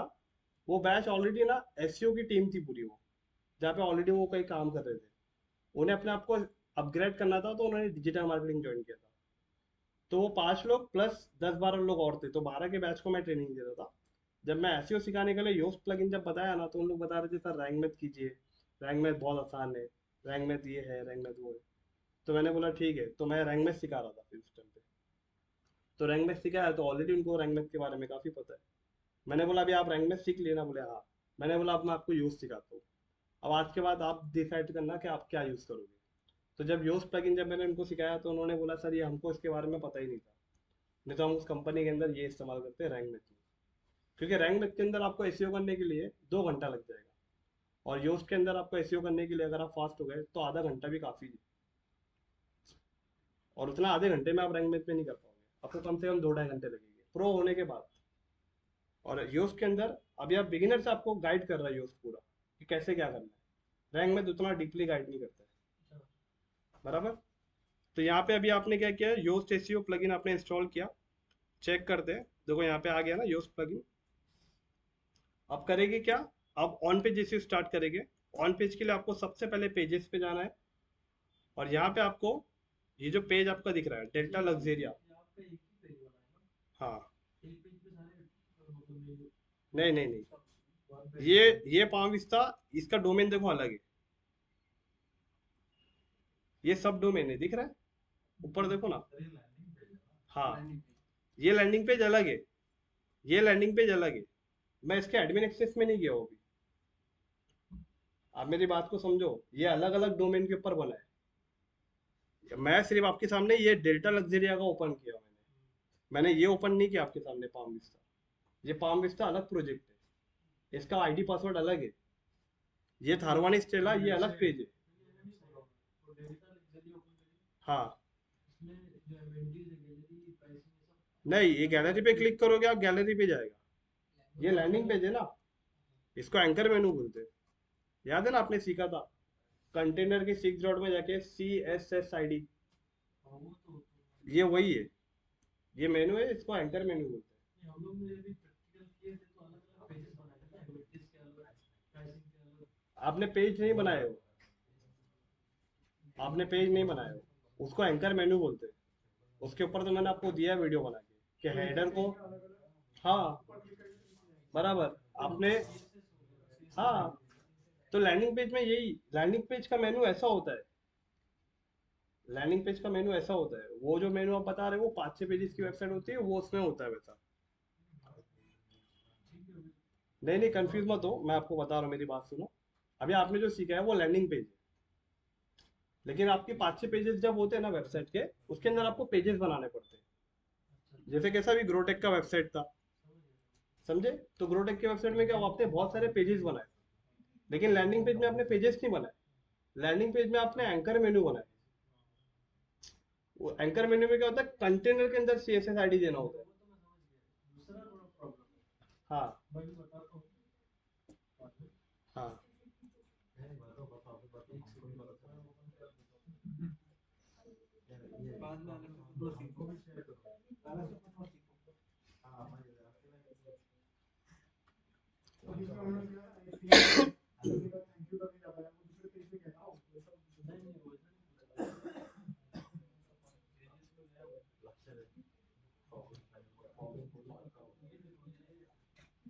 आप नाम बताओ।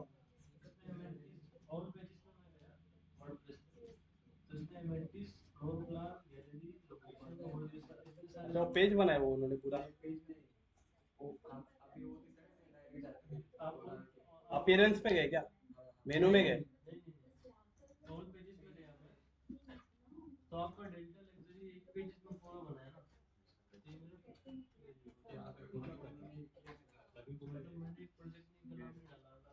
ये आपने अलग अलग बनाया पूरा, आपने एंकर मेनू नहीं बनाया। आपने एंकर मेनू नहीं बनाया, आपने क्या बनाया मालूम है? आपने सबके पेजेस बनाए।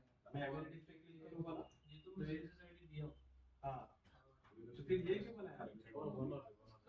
ये बनाने की जरूरत, हाँ नहीं नहीं, उसके लिए आपको वीडियो देखना पड़ेगा, मैं आपको वीडियो बताता हूँ। वो वीडियो देखना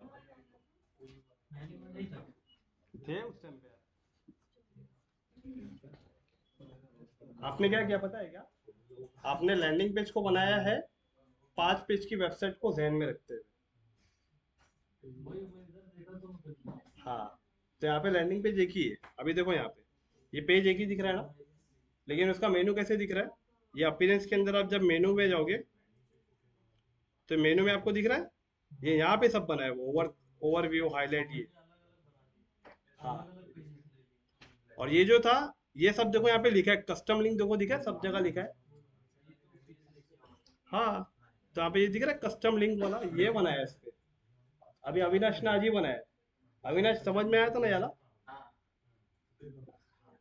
आकाश जी, अविनाश, ये ये समझ में आया था ना अविनाश तुमको? कस्टम लिंक कैसे बनाते हैं, एंकर मेनू कैसे देते हैं? आज बनाया उसने, पूरा प्रैक्टिस किया। हाँ पेजेस पूरे डिलीट करने पड़ेंगे। हाँ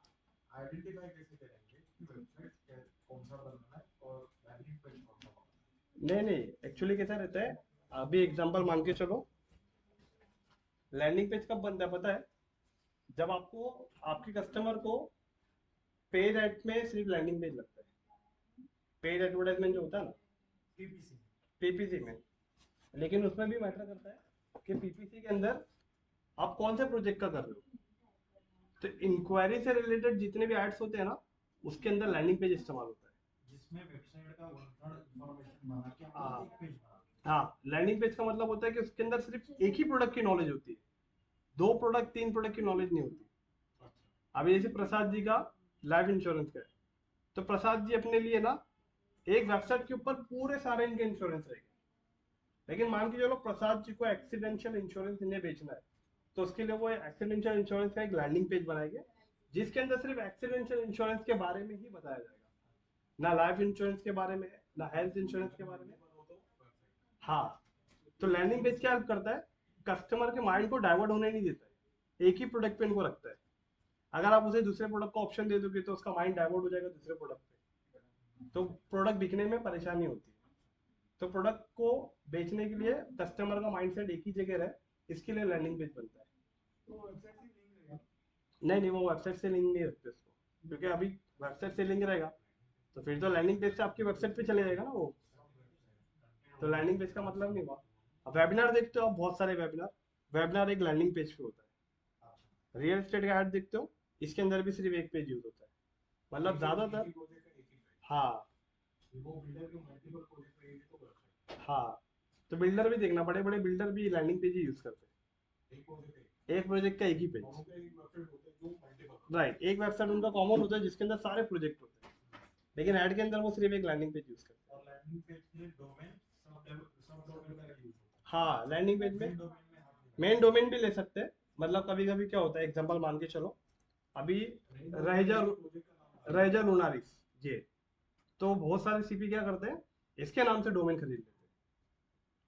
क्योंकि कभी कभी क्या होता है, रहेजा लुनारिस कोई सर्च किया तो डोमेन की वजह से वो टॉप पे आ जाते हैं,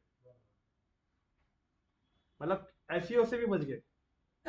तो बहुत सारे लोग है ना सीपी फिराद में भी रहते हैं कि क्यों ना मैं डायरेक्ट प्रोजेक्ट के नाम से ही उसका डोमेन ले लूं। अभी ये जो है देखो, ये लिखा है पाम विस्ता या थारवानी, ये देखो इसका इसका नाम क्या है, द थारवानी स्टेला। मतलब अगर कोई सर्च करेगा ना थारवानी स्टेला, तो मेरा चांस सिर्फ डोमेन की वजह से भी टॉप पे आने के बन जाएगा। तो मैं ले लिया ना, बिल्डर के इसमें कोई कॉपीराइट नहीं होता है। मतलब रियल एस्टेट ऐसी इंडस्ट्री है ना, इसके अंदर आप धमाल में कॉपीराइट करो, लेकिन ऐड आप किसी ब्रांड कीवर्ड का यूज नहीं कर सकते। एग्जांपल, अगर पनवेल में हीरा नंदानी है और वहीं पे गोदरेज भी है, तो गोदरेज की मार्केटिंग टीम हीरा नंदानी का कीवर्ड यूज नहीं कर सकती। हीरा नंदानी गोदरेज का कीवर्ड यूज नहीं कर सकता। जैसे कोई सर्च कर रहा है गोदरेज प्रॉपर्टी इन पनवेल, और इस कीवर्ड को हीरा नंदानी की मार्केटिंग टीम ने ऐड में दिया कि ये कोई सर्च करे तो मेरा ऐड दिखा, तो फिर वो तो रॉन्ग हो जाएगा ना। मतलब तू हीरा नंदानी का प्रोजेक्ट रन कर रहा है, बंदा कोई आगे सर्च कर रहा है गोदरेज का, तो उसका हीरा नंदानी का दिखना चाहिए या गोदरेज का दिखना चाहिए। तो उस टाइम पे आप हीरा नंदानी का दिखा रहे हो, तो इसका मतलब क्या हो गया, कीवर्ड स्टफिंग कर रहे हो, राइट। तो उस कंडीशन में क्या हो जाएगा, आपके ऊपर लीगल केस कर देगा गोदरेज। तो इसके लिए ऐसा नहीं करना होता है, बराबर। अच्छा,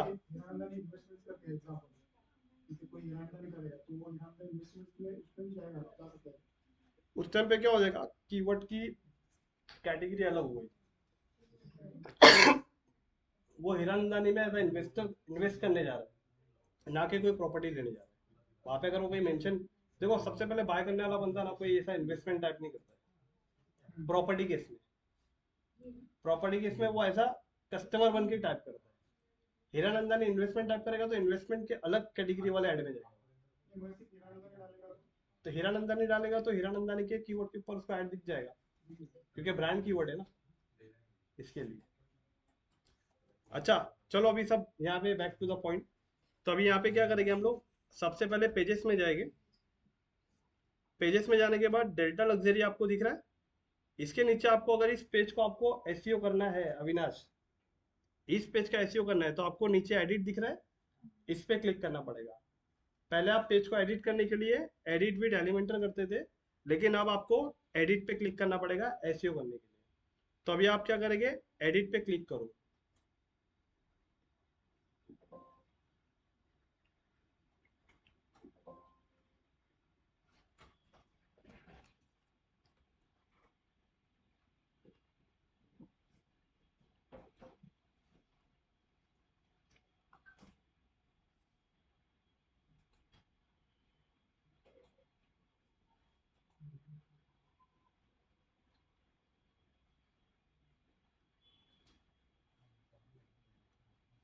ओके, अभी देखो इसका दिख रहा है एसईओ।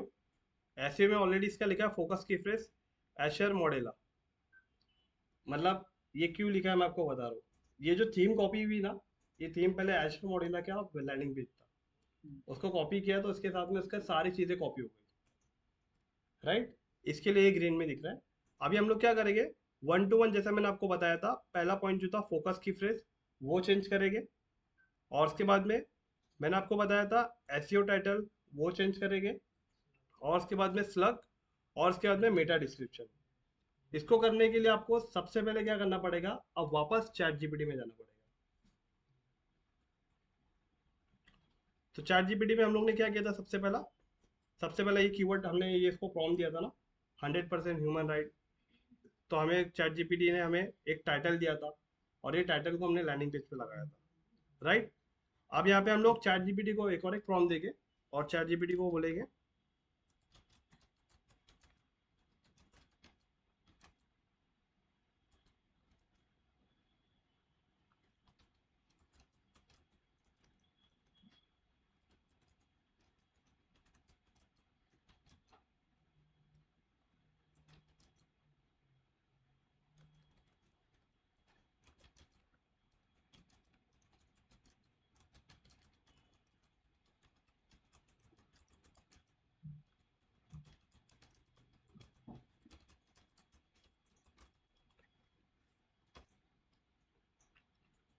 चैट जीपीटी को हम लोग ये प्रॉम्प्ट देंगे, kindly write a title slug और meta description according to above keyword. तो इसके बेस पे देखो चैट जीपीटी ने हमें एसईओ टाइटल लिख के दिया। एसईओ टाइटल क्या हमारा, याद रखो हमारा एसईओ टाइटल किसके बेस पे आया पता है, जो हमने ऊपर कीवर्ड दिया था चैट जीपीटी को। तो हमारा कीवर्ड क्या था, ये था ना 1 BHK, ये देखो ये ना,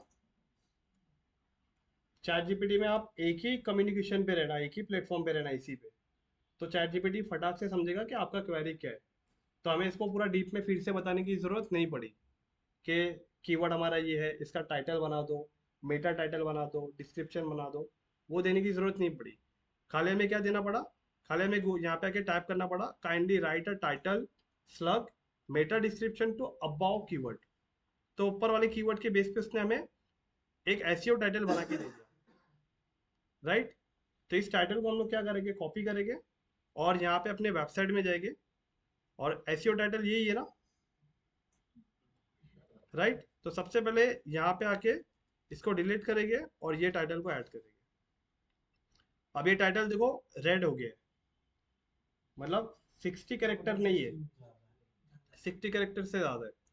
तो यहाँ पे क्या करेंगे हम लोग, अगेन चैट जीपीटी में आएंगे, यहाँ पे इसको मेंशन करेंगे, यहाँ पे kindly write a title slug, यहाँ पे इसको एडिट कर दो, काइंडली राइट अ एसईओ टाइटल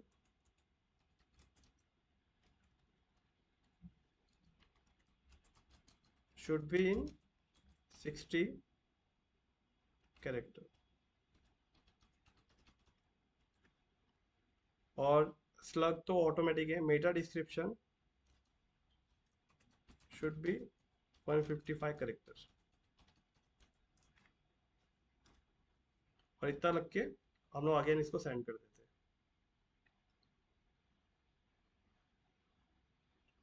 ओके, तो देखो आ गया ना ये। अब यहाँ से लेके यहाँ तक इसे कॉपी करेंगे, और कॉपी करके अगेन हम लोग जाएंगे, इसको यहाँ से एसईओ टाइटल हम लोग यहाँ से हटा देंगे, और जो टाइटल अभी हमने जनरेट किया वो यहाँ रख देंगे। 1 BHK narrow station flat starting at 45 lakhs। लेकिन 45 lakhs नहीं आएगा, एक बार वेबसाइट पे आके चेक करो यहाँ पे कितना है, 1.59 CR। तो चैट जीपीटी ने तो अपने से ले लिया था 45, यहाँ पे लिख देंगे। हाँ, अच्छा यहाँ पे 1 BHK, ओके ओके। तो एक काम करेंगे, इसको यहाँ पे 45 रहने दो, क्योंकि यहाँ पे 1 BHK है ना। तो यहाँ पे हमें क्या करना पड़ेगा, फिर अब पूरे वेबसाइट में क्या करना पड़ेगा, 2 BHK करना पड़ेगा। क्योंकि अगर आप देखोगे वेबसाइट में हमने यहाँ पे डाला एफोर्डेबल 1 BHK, तो 1 को हटाना पड़ेगा। तो एक काम करते, जहाँ जहाँ पे 1 है वहाँ पे 2 कर देते, बराबर। समझ के चलो, हमारा कीवर्ड है 2 BHK इन एरोली स्टेशन। तो यहाँ पे जहाँ पे 1 है, यहाँ पे इसको कर दो 2, और यहाँ पे जो प्राइस है उसका प्राइस वही डाल दो 1.55। और हाँ, 1.59 CR। ओके, और इसी के साथ ये जो आपका कीवर्ड है, main keyword 2 BHK in Airoli station, इसको कॉपी करो। इसको कॉपी करके आपको सबसे पहले जो ऊपर है ना आपका फोकस की फ्रेज, पहला सबसे पहला, ये भी तो आपको डालना पड़ेगा, right. 2 BHK in Airoli station पहला हो गया आपका, और एसईओ टाइटल भी हो गया। और अब हमें डालना है स्लग। तो स्लग के लिए अगेन आप यहाँ पे आओ, यहाँ पे देखो आपका स्लग रेडी करके दिया, 1 BHK Airoli station flat for sale. इसको कॉपी करो और स्लग में यहाँ पे आ जाओ, 1 BHK, जहाँ पे 1 है इसको कट करके 2 कर दो। हम्म,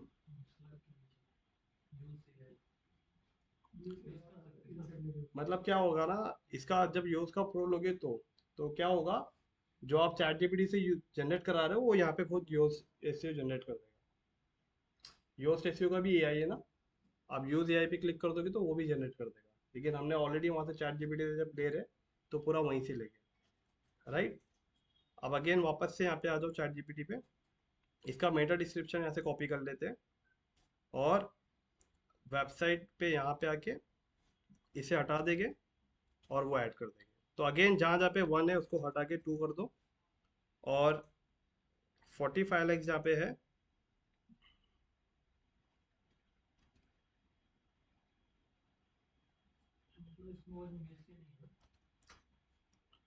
और ये देखो इसका कैरेक्टर थोड़ा ज़्यादा है तो वो क्यों साइड विजिट, इसको भी कट कर देते थोड़ा। तो देखो 4 चीज़ें हम लोगों ने कंप्लीट किया अपना। सबसे पहला पॉइंट जो था 2 BHK नैरोली स्टेशन, ये फोकस की फ्रेज था ना हमारा, ये मेन कीवर्ड था, ये आ गया। इसके बाद में 2 BHK narrowly station flat starting at 1.59 CR, ये टाइटल था आ गया, स्लग भी आ गया, और मेटा डिस्क्रिप्शन भी आ गया। जब ये चारों चीज आप अपडेट करते हो तो उसके बाद आपको यहाँ पे आना है ऊपर, ये देखो यहाँ पे दिख रहा है आपको सेव वाला ऑप्शन, यहाँ पे सेव होगा और आपको अपडेट भी होगा, अपडेट वाला ऑप्शन भी आता है, तो इस पे क्लिक कर देना एक बार। तो क्या होगा, ये सारी चीजें सेव हो जाएगी आपकी। पहले एशर लिखा था ना, एशर एडेला लिखा था, अब देखो मैंने यहाँ पे सेव पिक कर दिया ना। अब मैं इसको रिफ्रेश करूंगा तो ये वही रहेगी जो अभी हमने चेंजेस किया है।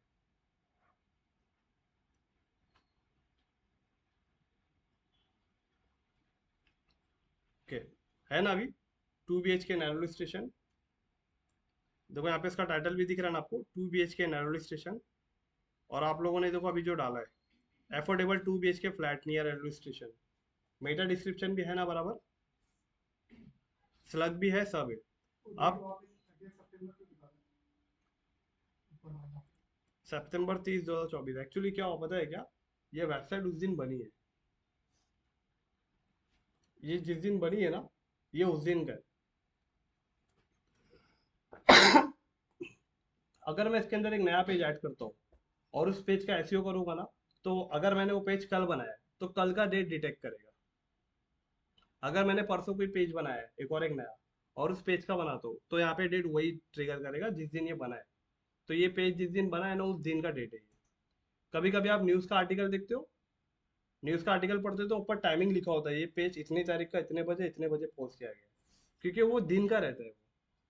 एग्जाम्पल अगर मैं आपको अभी यहाँ पे दिखाऊंगा अभी ना, जैसे ग्रोटेक का, तो ग्रोटेक के इसमें भी देखो सबका टाइमिंग लिखा हुआ है।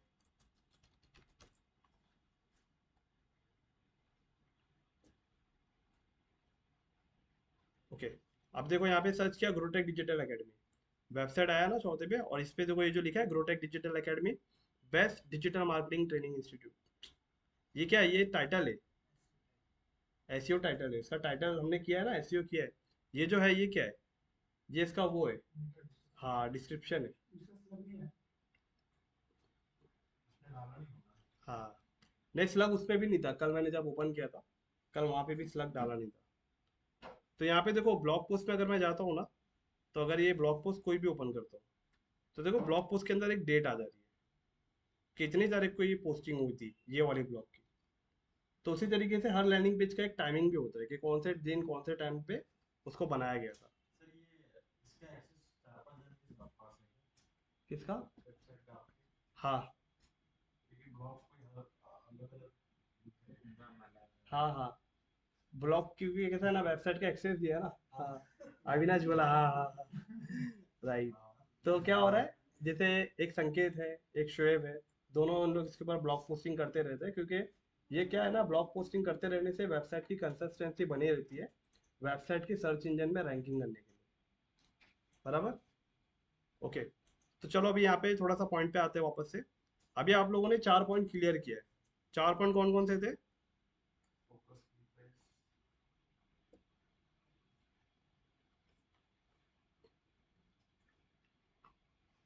4 पॉइंट हमारा ये था, सबसे पहला फोकस की फ्रेज था, जो कंप्लीट किया हम लोगों ने। एसईओ टाइटल भी किया, की फ्रेज इन स्लग भी किया, मेटा डिस्क्रिप्शन भी हम लोगों ने किया। राइट, अब इसके बाद देखते हैं 1 to 1 ये सारे पॉइंट क्या है। सबसे पहले आपको देखो यहाँ पे आउटबाउंड लिंक लिखा है। देखो मैं यहाँ पे पहले आपको पूरे रूल पढ़ के दिखाता हूँ, और चेक करेंगे हम अपने वेबसाइट में जाके कि वहां पे कौन से ग्रीन है और कौन से रेड। बराबर, क्योंकि तभी आप पॉइंट को कनेक्ट कर पाओगे। यहाँ पे सबसे पहले बात कर रहा है outbound link. No outbound link appear in this page. मतलब मैंने ऐसा लिख के रखा है, ऐसा है नहीं। तो अभी हम सबसे पहले आउटबाउंड लिंक को जाके पहले चेक करते हैं कि हमारे लैंडिंग पेज पे है या नहीं है, और उस पॉइंट को सॉल्व करते पहला। ठीक है। तो इसके लिए आपको सबसे पहले वेबसाइट पे जाना पड़ेगा, और जितने भी एनालाइज किए हुए चीज है वो आपको यहाँ पता चलेगी। दिख रहा है एसईओ एनालाइज, इस पे क्लिक करो। इसका ड्रॉप डाउन आपके सामने ओपन हो जाएगा, कौन से पॉइंट रेड है और कौन से पॉइंट आपके ऑरेंज है और कौन से पॉइंट आपके ग्रीन में, ये सारी चीजें आपको बताएगा। तो सबसे पहले ग्रीन में जो है पहले उसको कवर करते हैं, क्योंकि वो रेड है मतलब ग्रीन है ना, उसमें हमें कुछ करना नहीं है। तो सबसे पहले ग्रीन के अंदर देखो 11 पॉइंट है ना अच्छे। तो जिसमें इमेज गुड जॉब, मतलब ये है कि आपके लैंडिंग पेज पे मिनिमम 3 इमेज होना चाहिए, और हमारे लैंडिंग पेज पे 3 इमेजेस से ज्यादा है।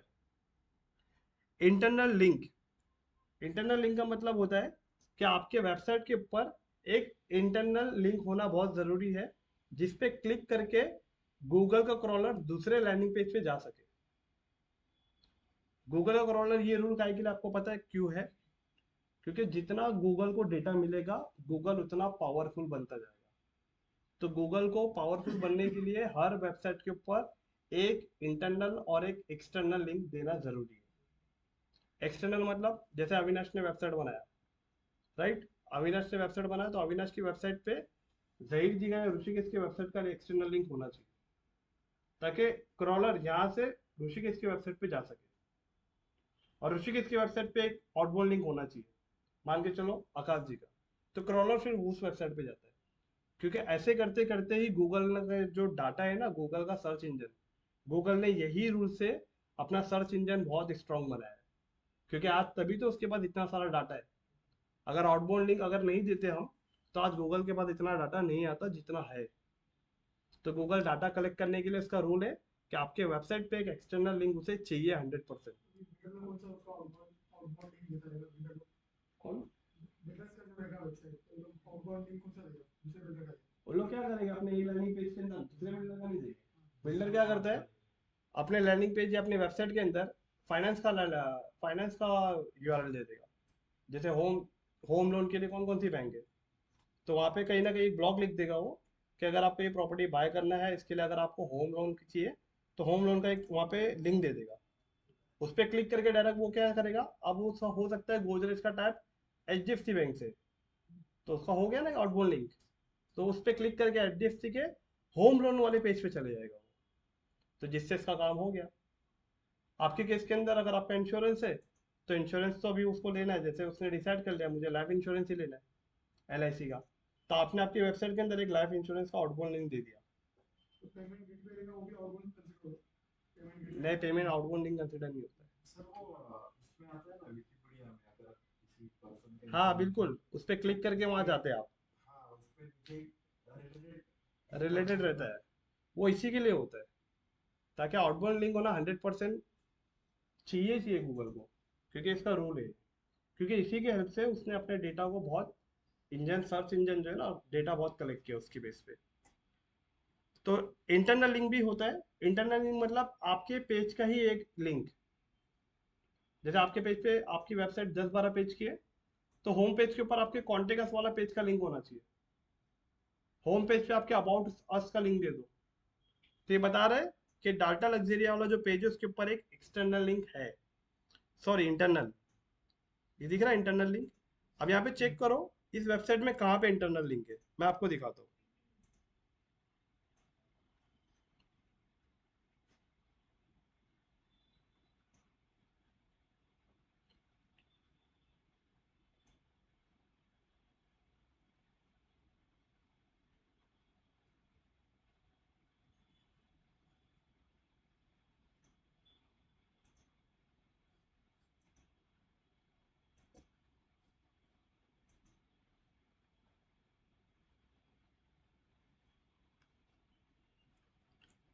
कहीं तो भी डाला है इसने, लेकिन दिखाई नहीं दे रहा है। क्या करते कभी कभी वो ज्यादा शो नहीं हो किसी को, इसके लिए।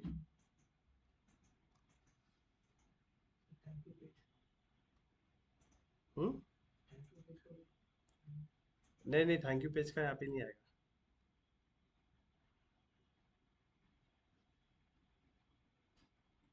चलो एक्सटर्नल लिंक मैं आपको बता रहा हूँ, इसमें नहीं दिख रहा है।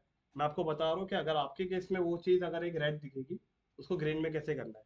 तो एग्जांपल क्या करना है आपको, आपको सबसे पहले जाना है आपके लैंडिंग पेज पे, यहाँ पे। नहीं, इंक्वायरी नाउ पे क्लिक करेगा तो फॉर्म ओपन हो जाएगा ना, ये कोई पेज पे नहीं जाएगा। देखो लैंडिंग पेज मतलब कहीं नहीं जाएगा, कहीं नहीं जाएगा वो, यही पेज पे रहेगा। लेकिन एसईओ का रूल है कि एक एक्सटर्नल लिंक देना है, तो हमें क्या करना पड़ेगा, गूगल को थोड़ा कंफ्यूज करके यहाँ पे एक लिंक देना पड़ेगा। समझ रहे हो कैसा, मैं आपको बता रहा हूँ कैसा। यहाँ पे एडिट विद एलिमेंटर पे क्लिक कर दो।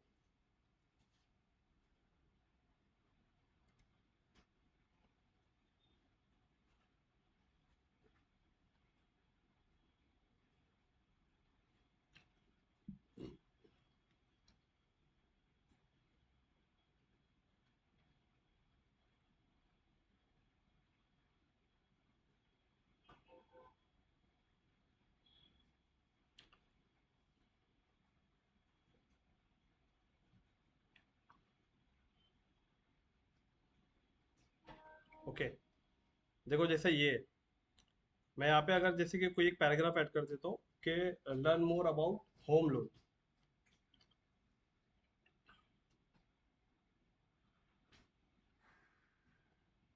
प्लस पे क्लिक किया मैंने, और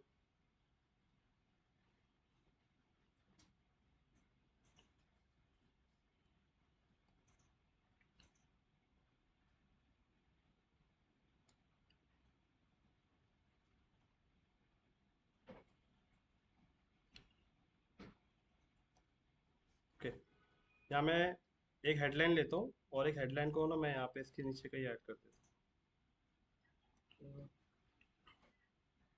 और यहाँ पे लिख देता हूँ मैं learn more about home loan. और इसके स्टाइल में जाता हूँ मैं, इसको थोड़ा सा छोटा कर देता हूँ, सेंटर लाइन।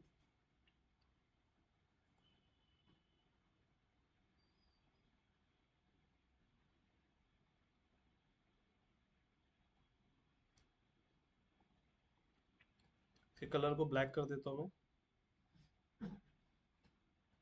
और याद रखो ये हेडलाइन है, और हेडलाइन के अंदर टेक्स्ट का लिंक नहीं होता है। हेडलाइन के अंदर आप लिंक नहीं डाल सकते, आपको लिंक डालने के लिए पैराग्राफ ही लेना पड़ेगा। तो यहाँ पे अगेन प्लस पे क्लिक करो, और यहाँ पे एक जो टेक्स्ट एडिटर दिख रहा है इसे उठा के आप इसके नीचे लेके आके डाल दो यहाँ पे, राइट। और यहाँ पे लिख दो जैसे कि गेट 90% होम लोन अवेलेबल।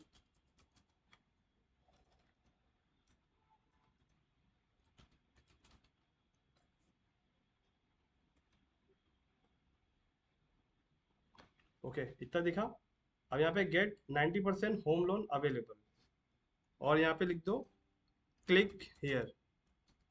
क्या लिख दो, क्लिक हियर। अब यहाँ पे हम क्या करेंगे, मान के चलो इस डेल्टा लग्जरिया जो प्रोजेक्ट है, इसका टैप है ना, ये एसबीआई जो होम लोन है ना उससे कनेक्शन है इसका।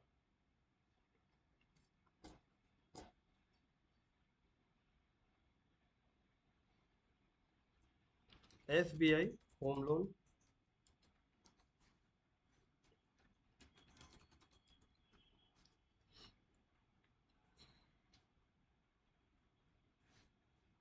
देखो इसके ऊपर भी चालू है ना एड्स, SBI होम लोन।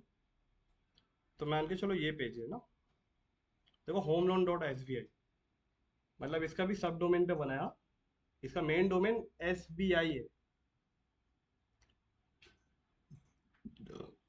तो अब मैं क्या करूँगा, यहाँ पे इस यूआरएल को कॉपी करूँगा, ध्यान देना।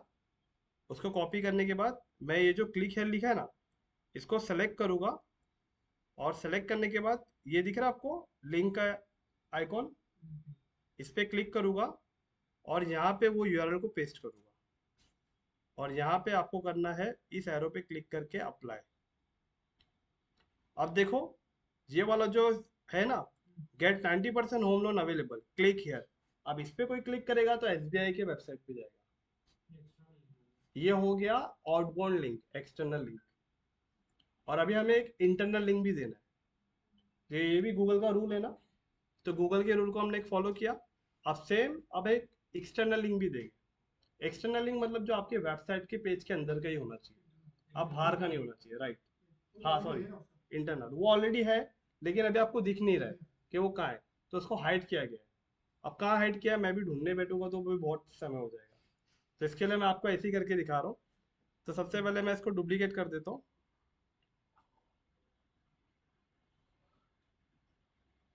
और इस सेक्शन को उठा के ना मैं इस सेक्शन के नीचे लेके आता हूँ।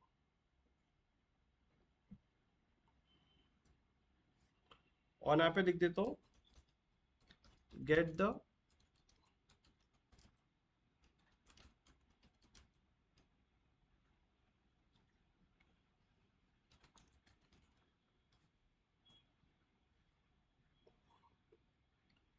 इसको भी डुप्लीकेट कर देंगे।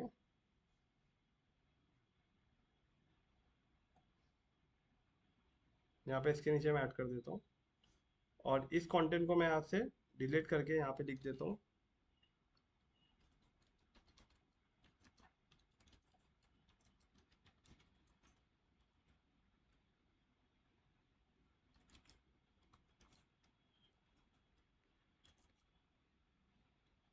Gate 2 lakh subsidy, click here.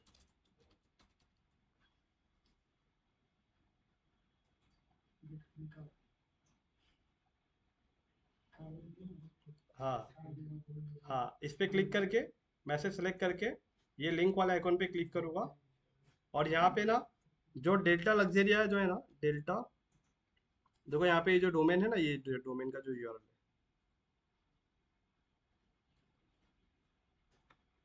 इसे कॉपी करके मैं यहाँ पे ऐड करता हूँ, और यहाँ पे सिर्फ मैं डाल दूंगा एक हैश। क्या डाल दूंगा? हैश, क्योंकि अभी मेरा कोई पेज तो है नहीं ना, तो हैश डाल दूंगा मैं, जिससे वो एक्सटर्नल एक्सटर्नल मतलब इंटरनल लिंक कंसिडर कर लेगा गूगल। और इतना करके मैं यहाँ पे नेक्स्ट पे क्लिक कर दूंगा, तो देखो यहाँ पे भी क्लिक यार आ गया ना। तो मतलब एक ही लैंडिंग पेज पे आपने इंटरनल और एक्सटर्नल दोनों लिंक आपने डाल दिया। इसका मतलब गूगल के दो रूल आपके फॉलो हो गए। इतना करने के बाद आपको क्या करना है, पब्लिश पे। अब इस पे क्लिक करेगा कहीं जाएगा नहीं, हमने थोड़ा गूगल को कंफ्यूज किया, मैंने आपको पहले बताया, क्योंकि हमारे पेज का कोई इंटरनल लिंक है नहीं ना, वो दूसरा पेज तो है नहीं, एक ही पेज है। दूसरा पेज होता तो डालते ना। अब आउटबाउंड का कैसा डाल दिया हमने जुगाड़ करके, उसी तरीके से इंटरनल का भी हमें डालना पड़ा ना, लेकिन तो डाल देते उसका यूआरएल। हाँ, अभी क्या हुआ, गूगल के दो रूल फॉलो हो गए। अब यहाँ पे आओ, तो यहाँ पे देखो आउटबाउंड लिंक दिख रहा है आपको, ये रेड में है ना, राइट। अब मैं इसको एक बार रिफ्रेश करता हूँ,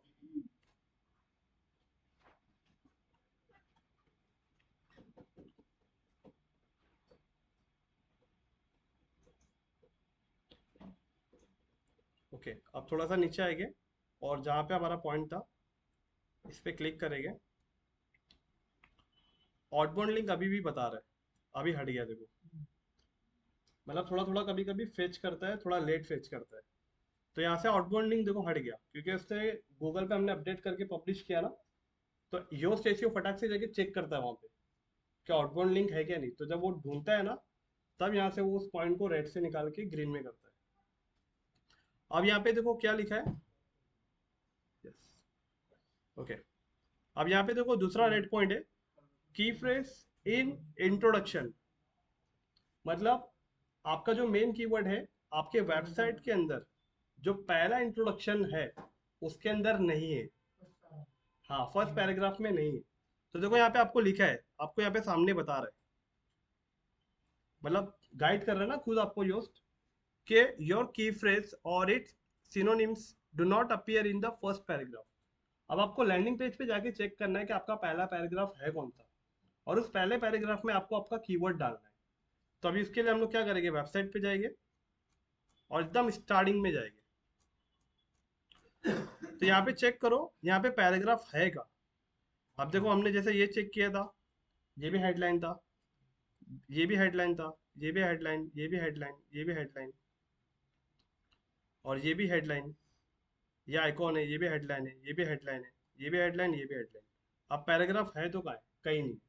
तो अब क्या करेंगे, आप प्लस पे क्लिक करो, एक टेक्स्ट एडिटर को लेके जाके इसके नीचे आप डाल दो यहाँ पे, राइट, और यहाँ पे आप मेंशन कर दो कुछ भी, जैसे नहीं नहीं, एक्चुअली पहला पैराग्राफ का मतलब क्या है पता है, पहले कंटेनर के अंदर ही आपका आना चाहिए। अब ये कंटेनर एक ही है ना अपना, इसी कंटेनर में आना चाहिए आपका, क्योंकि वो फिर अगर दूसरे कंटेनर में आ रहा तो फिर आपका पहला पैराग्राफ कहाँ रह गया वो। ठीक है पूरी वेबसाइट का वो तो पहला पैराग्राफ है, लेकिन कंटेनर का नहीं हुआ ना। तो इसके लिए यहाँ पे आप इसे डाल देंगे, जैसे कि अभी हमारा जो कीवर्ड है 2 BHK in Airoli station near,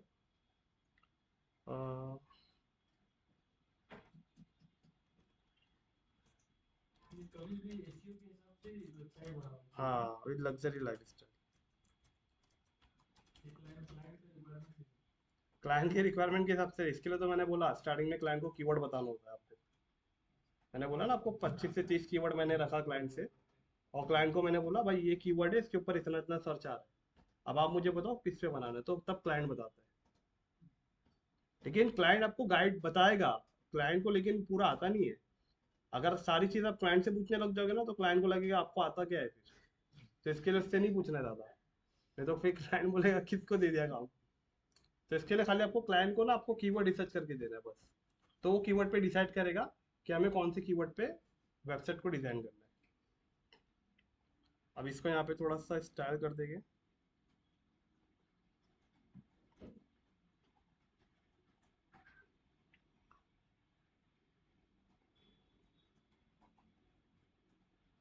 okay इतना करके आप क्या करेंगे, पब्लिश पे क्लिक करेंगे।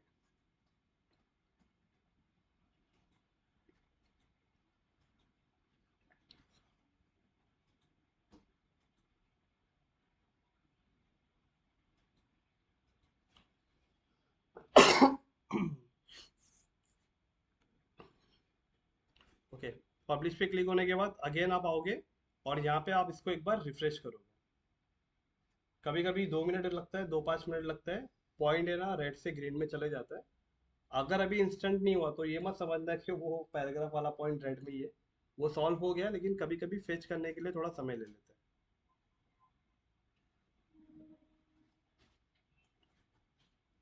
देखो अभी भी दिखा रहा है ना की फ्रेज इन इंट्रोडक्शन, अभी भी यहाँ पे मतलब अपना की फ्रेज इंट्रोडक्शन में आ चुका है, पैराग्राफ में आ चुका है, लेकिन अभी भी वो यहाँ दिखा रहा है। लेकिन अगर मैं 2-4 मिनट के बाद रिफ्रेश करूंगा ना तो ये पॉइंट ग्रीन में जा चुका होगा। अभी इसके बाद में दूसरा रेड पॉइंट देखते क्या है, की फ्रेज डेंसिटी।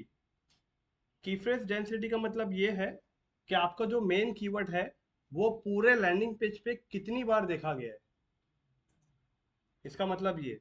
तो देखो यहाँ पे बता रहे, the key phrase was found one time that less than the recommend minimum of 3 times of text length। मतलब आपके जितने भी पैराग्राफ है ना उस पैराग्राफ में आपका कीवर्ड ज्यादा देखा नहीं गया, सिर्फ एक ही बार आया है। तो इसका मतलब अभी हमें क्या करना पड़ेगा, अपने लैंडिंग पेज पे जाना पड़ेगा और हर पैराग्राफ में मिनिमम 3 कीवर्ड तो डालने पड़ेंगे। तो इसको करने के लिए हम वापस से लैंडिंग पेज में जाएंगे।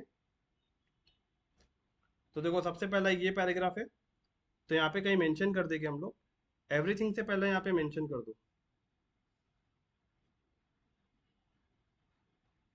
लिखा है एवरीथिंग, यहाँ पे लिख दो 2 BHK इन एरोली स्टेशन, बराबर।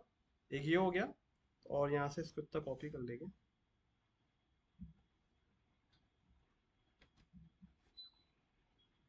और यहाँ पे जो यहाँ पे लिखा है फ्लैट 1 BHK ना, ये तो जहाँ 1 BHK लिखा है यहाँ से भी इसको हटा के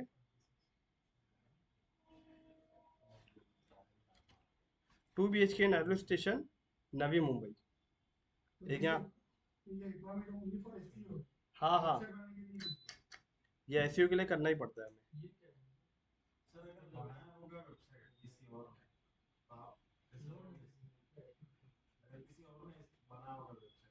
हाँ, नहीं नहीं, उस कंडीशन में आपको काम लेना ही नहीं है, क्योंकि फिर क्या हो जाएगा, मान लो आपका काम बहुत बढ़ जाएगा, फिर पूरी वेबसाइट का नक्शा बिगड़ जाएगा। ये वही काम हो गया घर रिपेयरिंग करने वाला, बनाया किसी और बिल्डर ने, रिपेयरिंग कोई और बिल्डर करने जा रहा है। तो आप, अगर आपने वेबसाइट बनाया तो आप ही उसका एसईओ करने लेना। कोई दूसरा बंदा बनाया और आपको एसईओ का काम आ रहा है और बोल रहा है मैं आपको 50,000 देता हूँ, तो समझ जाना लोचा है। फिर क्या होगा, उसने वेबसाइट बनाया बगैर कीवर्ड के, और अब ये आप करने जाओगे तो आपको पूरा चेंज करना पड़ेगा वेबसाइट, पूरी वेबसाइट रिपेयरिंग करनी पड़ेगी आपको। एसईओ का मतलब रिपेयरिंग होता है, तो पूरा रिपेयरिंग करना पड़ेगा।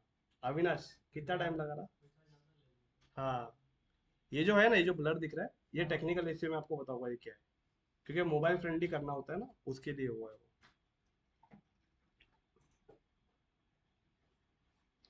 ओके, एक ये भी है, यहाँ पे भी डाल देते हैं। और यहाँ पे लिखा है डेस्टिनेशन न्यू पाम बीच रोड, पाम बीच एरोली। तो यहाँ पे पाम बीच एरोली जो लिखा है ना, ये एरोली खाली काटते हैं हम लोग, और यहाँ पे कीवर्ड को ऐड कर देते हैं 2 BHK in Airoli station, right. और इतना करके अभी हम लोग क्या करते हैं, एक एक और दे देते हैं।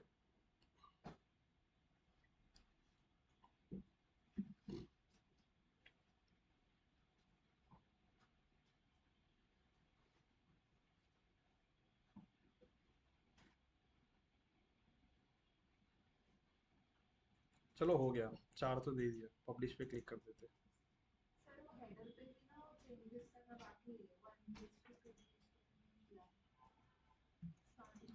अच्छा हाँ, एकदम पे एकदम H1 ना। हाँ, ये यहाँ पे खाली 1 को हटा लेना है, और यहाँ पे 1.59 CR। Okay, publish.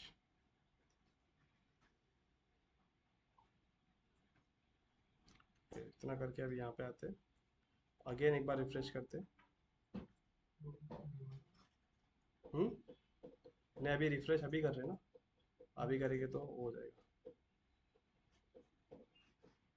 कभी कभी कितनी कितनी बार ये आधा घंटा भी लिए, और कितनी कितनी बार 5 मिनट भी लिया, 10 मिनट भी लिए।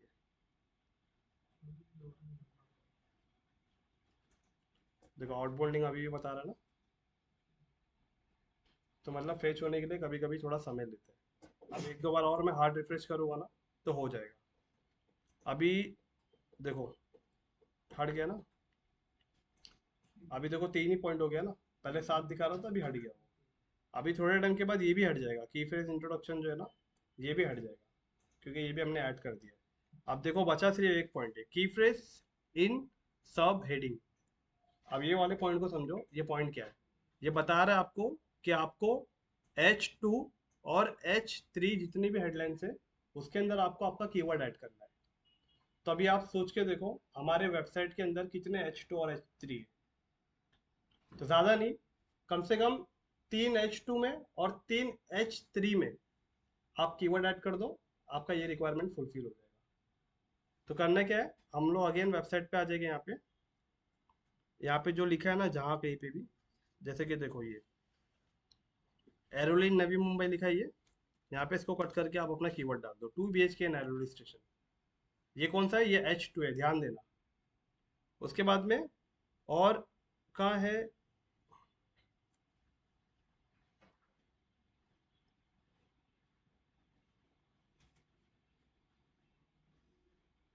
ये वेलकम टू द अनरिवल्ड, ये इस पे भी यहाँ पे क्लिक करके इसको दे दो आपका कीवर्ड 2 BHK नैरोली स्टेशन, और ये जो H2 है इसको H2 रहने दो, और नीचे आओ। अच्छा एक बार इसको चेक कर लो ये क्या है, इस पर क्लिक करके, हाँ ये भी H2 ही है, मुझे लगा H1 तो नहीं है। ओके, अब यहाँ पे देखो, यहाँ पे ये जो लिखा है फर्स्ट, खैर इसको भी नहीं करेंगे हम लोग। यहाँ पे डेस्टिनेशन न्यू पाम बीच एरोली, तो ये क्या है, न्यू पाम बीच, इसके बीच में आप कीवर्ड डाल दो 2 BHK एरोली स्टेशन, और यहाँ पे इसको कट कर दो बाय डेल्टा भागवती। अब ये भी H2 है ना, तो H2 में 3 जगह हम लोग ने डाल दिया ना अपना कीवर्ड, अब बाकी है H3। तो H3 के लिए भी हम लोग क्या करेंगे, इस पे आओ, ये देखो क्या है, ये H2 है, तो डेस्टिनेशन न्यू पाम बीच, यहाँ पे एरोली को कट कर दो, और यहाँ पे कर दो 2 BHK नैरोली स्टेशन, और H2 को क्लिक करके H3 कर दो। देखो साइज बदला नहीं, साइज वही है, बस हेडिंग 3 हो गया, जो गूगल का रूल फॉलो हो गया। डेस्टिनेशन न्यू पाम बीच 2 BHK नैरोली स्टेशन। ओके, इतना करने के बाद अब यहाँ पे आओ, यहाँ पे देखो क्या है, ये भी हेडिंग है, ये H3 है, डेस्टिनेशन न्यू पाम बीच, एरोली को कट कर दो, और अगेन यहाँ पे कीवर्ड डाल दो, तो ये भी H3 हो गया ना, 2 हो गया। अब और नीचे आओ, डेस्टिनेशन न्यू पाम बीच, देखो ये जो है ना न्यू पाम बीच एरोली, ये कीवर्ड है इसका, ये इस लैंडिंग पेज का, क्योंकि देखो आप ध्यान दो तो न्यू पाम बीच एरोली, न्यू पाम बीच एरोली, ये बार बार आ रहा है, मतलब इस कीवर्ड के ऊपर इसको बनाया गया था। तो यहाँ पे अगेन, यहाँ पे एरोली को हटा के आपका कीवर्ड ऐड कर दो, और इसे कर दो H3।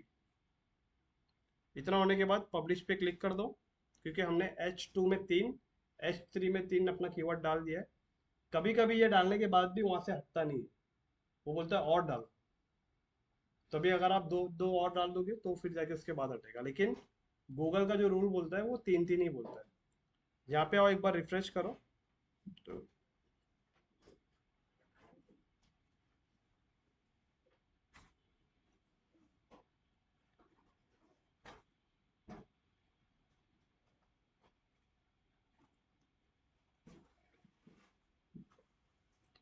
देखो अभी 7 प्रॉब्लम बता रहा है, अभी धीरे धीरे वो फटाक से हट जाएगा। देखो अभी 3 ही है, मतलब ये वाला अभी तक हटा नहीं है।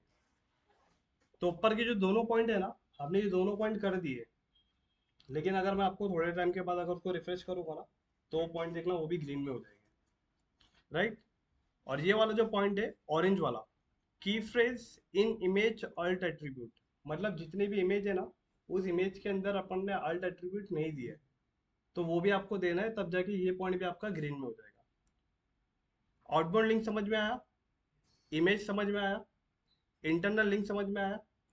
ओके, की फ्रेज डेंसिटी, की फ्रेज डेंसिटी मैं आपको बताऊं, मतलब पूरे पेज पे कितनी बार पाया गया है, तो आपके पूरे पेज पे देखो यहाँ पे 11 टाइम्स आपका कीवर्ड पाया गया है, क्योंकि अभी हमने और ऐड किया ना H2 H3, राइट, कितना कितना ऐड किया है, तो पूरे 11 टाइम्स हमारे कीवर्ड को पाया गया है, ये अच्छा है। उसके बाद में की फ्रेज इन एसईओ टाइटल, मतलब हमारा एसईओ का जो मेन टाइटल था ना ये वाला, ये देखो ये टाइटल है, तो ये टाइटल में हमारा कीवर्ड आया है ना ये, तो बता रहा है गुड है, अच्छा है, आपने गूगल के रूल को फॉलो किया है। और फिर की फ्रेज लेंथ, गुड जॉब, मैंने आपको की फ्रेज के लेंथ बताया था ना, 4 से 5 वर्ड ही होना चाहिए, उससे ज्यादा नहीं होना चाहिए, वरना वो रेड हो जाएगा। तो बता रहा है गूगल कि आपका की फ्रेज का जो लेंथ है ना, साइज, वर्ड का साइज, वो सही है। उसके बाद में बता रहा है की फ्रेज इन मेटा डिस्क्रिप्शन, ये जो मेटा डिस्क्रिप्शन आपने ऐड किया था ना ये, तो देखो ध्यान से इसके अंदर भी आपका कीवर्ड है 2 BHK फ्लैट, नहीं यार ये फ्लैट आ रहा है, एरोली स्टेशन था, यहाँ पे इसने थोड़ा गड़बड़ी कर ली है, मतलब यहाँ पे थोड़ा सा योस ने, यहाँ पे योस ने गलती कर दी है, क्योंकि देखो मेटा डिस्क्रिप्शन में तो अपना कीवर्ड नहीं आ रहा है ना, 2 BHK फ्लैट तो नहीं है ना अपने कीवर्ड में, 2 BHK इन एरोली स्टेशन लिखा है, तो यहाँ से इसको हटा दो, और यहाँ पे खाली इन डाल दो, अब जाके ये बराबर हुआ। उसके बाद में कीफ्रेज लेंथ, कीफ्रेज इन मेटा डिस्क्रिप्शन, अच्छा मेटा डिस्क्रिप्शन लेंथ, तो उसकी लेंथ भी अच्छी है, हम लोगों ने 155 कैरेक्टर ये डाला है ना, तो बता रहा हूँ उसका लेंथ अच्छा है। और ये बता रहा है प्रीवियसली यूज कीफ्रेज, मतलब आपने इस लैंडिंग पेज में जो कीवर्ड यूज किया है ना, वो कीवर्ड अभी आपने कोई दूसरे पेज में यूज किया नहीं है। ये कब काम आता है, जब आप एक वेबसाइट में 20 पेज बनाते हो ना, तो 20 पेज के 20 कीवर्ड होना चाहिए। अगर आपने ऐसा कर दिया कि एक कीवर्ड के ऊपर आपने 2 पेज बनाया, तो ये पॉइंट आपका रेड में हो जाएगा। पॉइंट समझ रहे हो मनीषा? 20 पेज है अगर आपके, और एक कीवर्ड के ऊपर आपने 2 पेज बनाया, तो मतलब एक कीवर्ड आपका रिपीट हो रहा है ना, तो रिपीट नहीं होना चाहिए। वो यहाँ पे वो बता रहा है। और single title, you don't have multiple H1 heading, well done. मतलब आपका जो लैंडिंग पेज पे H1 सिर्फ एक ही है, जो गूगल का रूल बता रहा है वो अपना H1 एक ही है, मतलब वेल डन, राइट है। उसके बाद में competing link, there are no link which use or key phrase or synonym their anchor text nice. Competing link का मतलब होता है कि मतलब जो मैंने आपको कस्टम लिंक वगैरह जो मैंने आपको बताया ना, वैसा अपन ने यूज नहीं किया इसके अंदर। तो वो बता रहे हैं वैसा यूज करने से क्या होता है, कस्टमर क्लिक कर रहे हैं लेकिन कहीं पे रिडायरेक्ट नहीं हो रहा है, तो फिर गलत हो जाएगा ना। तो बता रहे कि आपने वैसा कोई लिंक नहीं दिया। उसके बाद में टेक्स्ट लेंथ, टेक्स्ट लेंथ बता रहे हैं आपके पूरे वेबसाइट के ऊपर 837 वर्ड्स है, मतलब गुड, अच्छा है। और बता रहे हैं एसईओ टाइटल की जो विड्थ है वो भी अच्छी है। एसईओ टाइटल मतलब ये जो आपने लिखा है ना, ये इसकी लेंथ, ये जो लेंथ है ना इसकी, ये बता रहे हैं इसकी लेंथ अच्छी है। हाँ, ऊपर नहीं जाना चाहिए। तो ये ओवरऑल, ये तब जाके अपना पूरा देखो 13 पॉइंट अपना ग्रीन में और 1 पॉइंट अपना ऑरेंज में। देखा जाएगा तो 14 पॉइंट आप लोगों ने गूगल के रूल के हिसाब से अच्छा किया है पूरा। खाली कुछ 3 पॉइंट ऐसे हैं जिसमें से 1 पॉइंट जो है वो पेड में, इसकी ज़रूरत नहीं है। अगर आपने 15 में से 11 पॉइंट अगर आपने कर लिया है, तो इसका मतलब आपका ऑन पेज एसईओ 100% राइट हो गया है। अगर आपका ये ग्रीन हो गया ना, तो समझ जाना आपका वेबसाइट का एसईओ हो चुका है ये, बराबर। तो ये सारे पॉइंट जो मैं आपको बता रहा हूँ ना, ये सारे पॉइंट मैंने इसके अंदर कवर किए, और इसके अंदर सारे पॉइंट भी लिखे कि वो पॉइंट क्या क्या होते हैं। तो ये क्या करता हूँ, ये पीडीएफ जो है ना, ये इमेज मैं ग्रुप में भी भेज देता हूँ, ताकि आपको उसको समझने में आसानी होगी। जब आप करने बैठोगे तो एक एक पॉइंट आपको समझने में काफ़ी आसानी होगी, बराबर। ऑन पेज एसईओ इसलिए आज हम लोग ने वापस से कंटिन्यू किया, क्योंकि मुझे ऐसा लगा कल उतना अच्छे से कवर नहीं हुआ था, तो इसके लिए मैंने आज थोड़ा सा उसको डीप में जाके कवर किया। आकाश जी, स्टार्टिंग का वीडियो देखना, मतलब टाइम पास नहीं है उसके अंदर, पूरी नॉलेजेबल बात है कि कीवर्ड का और एसईओ का कनेक्शन क्या है, गूगल कैसे सर्च इंजन में डेटा को स्टोर करता है, ये सब कुछ। तो यहाँ पे मैं लेक्चर को स्टॉप करूँ? किसी को कुछ डाउट है? आप ऑन पेज एसईओ कर सकते हैं ना? हाँ, ओके।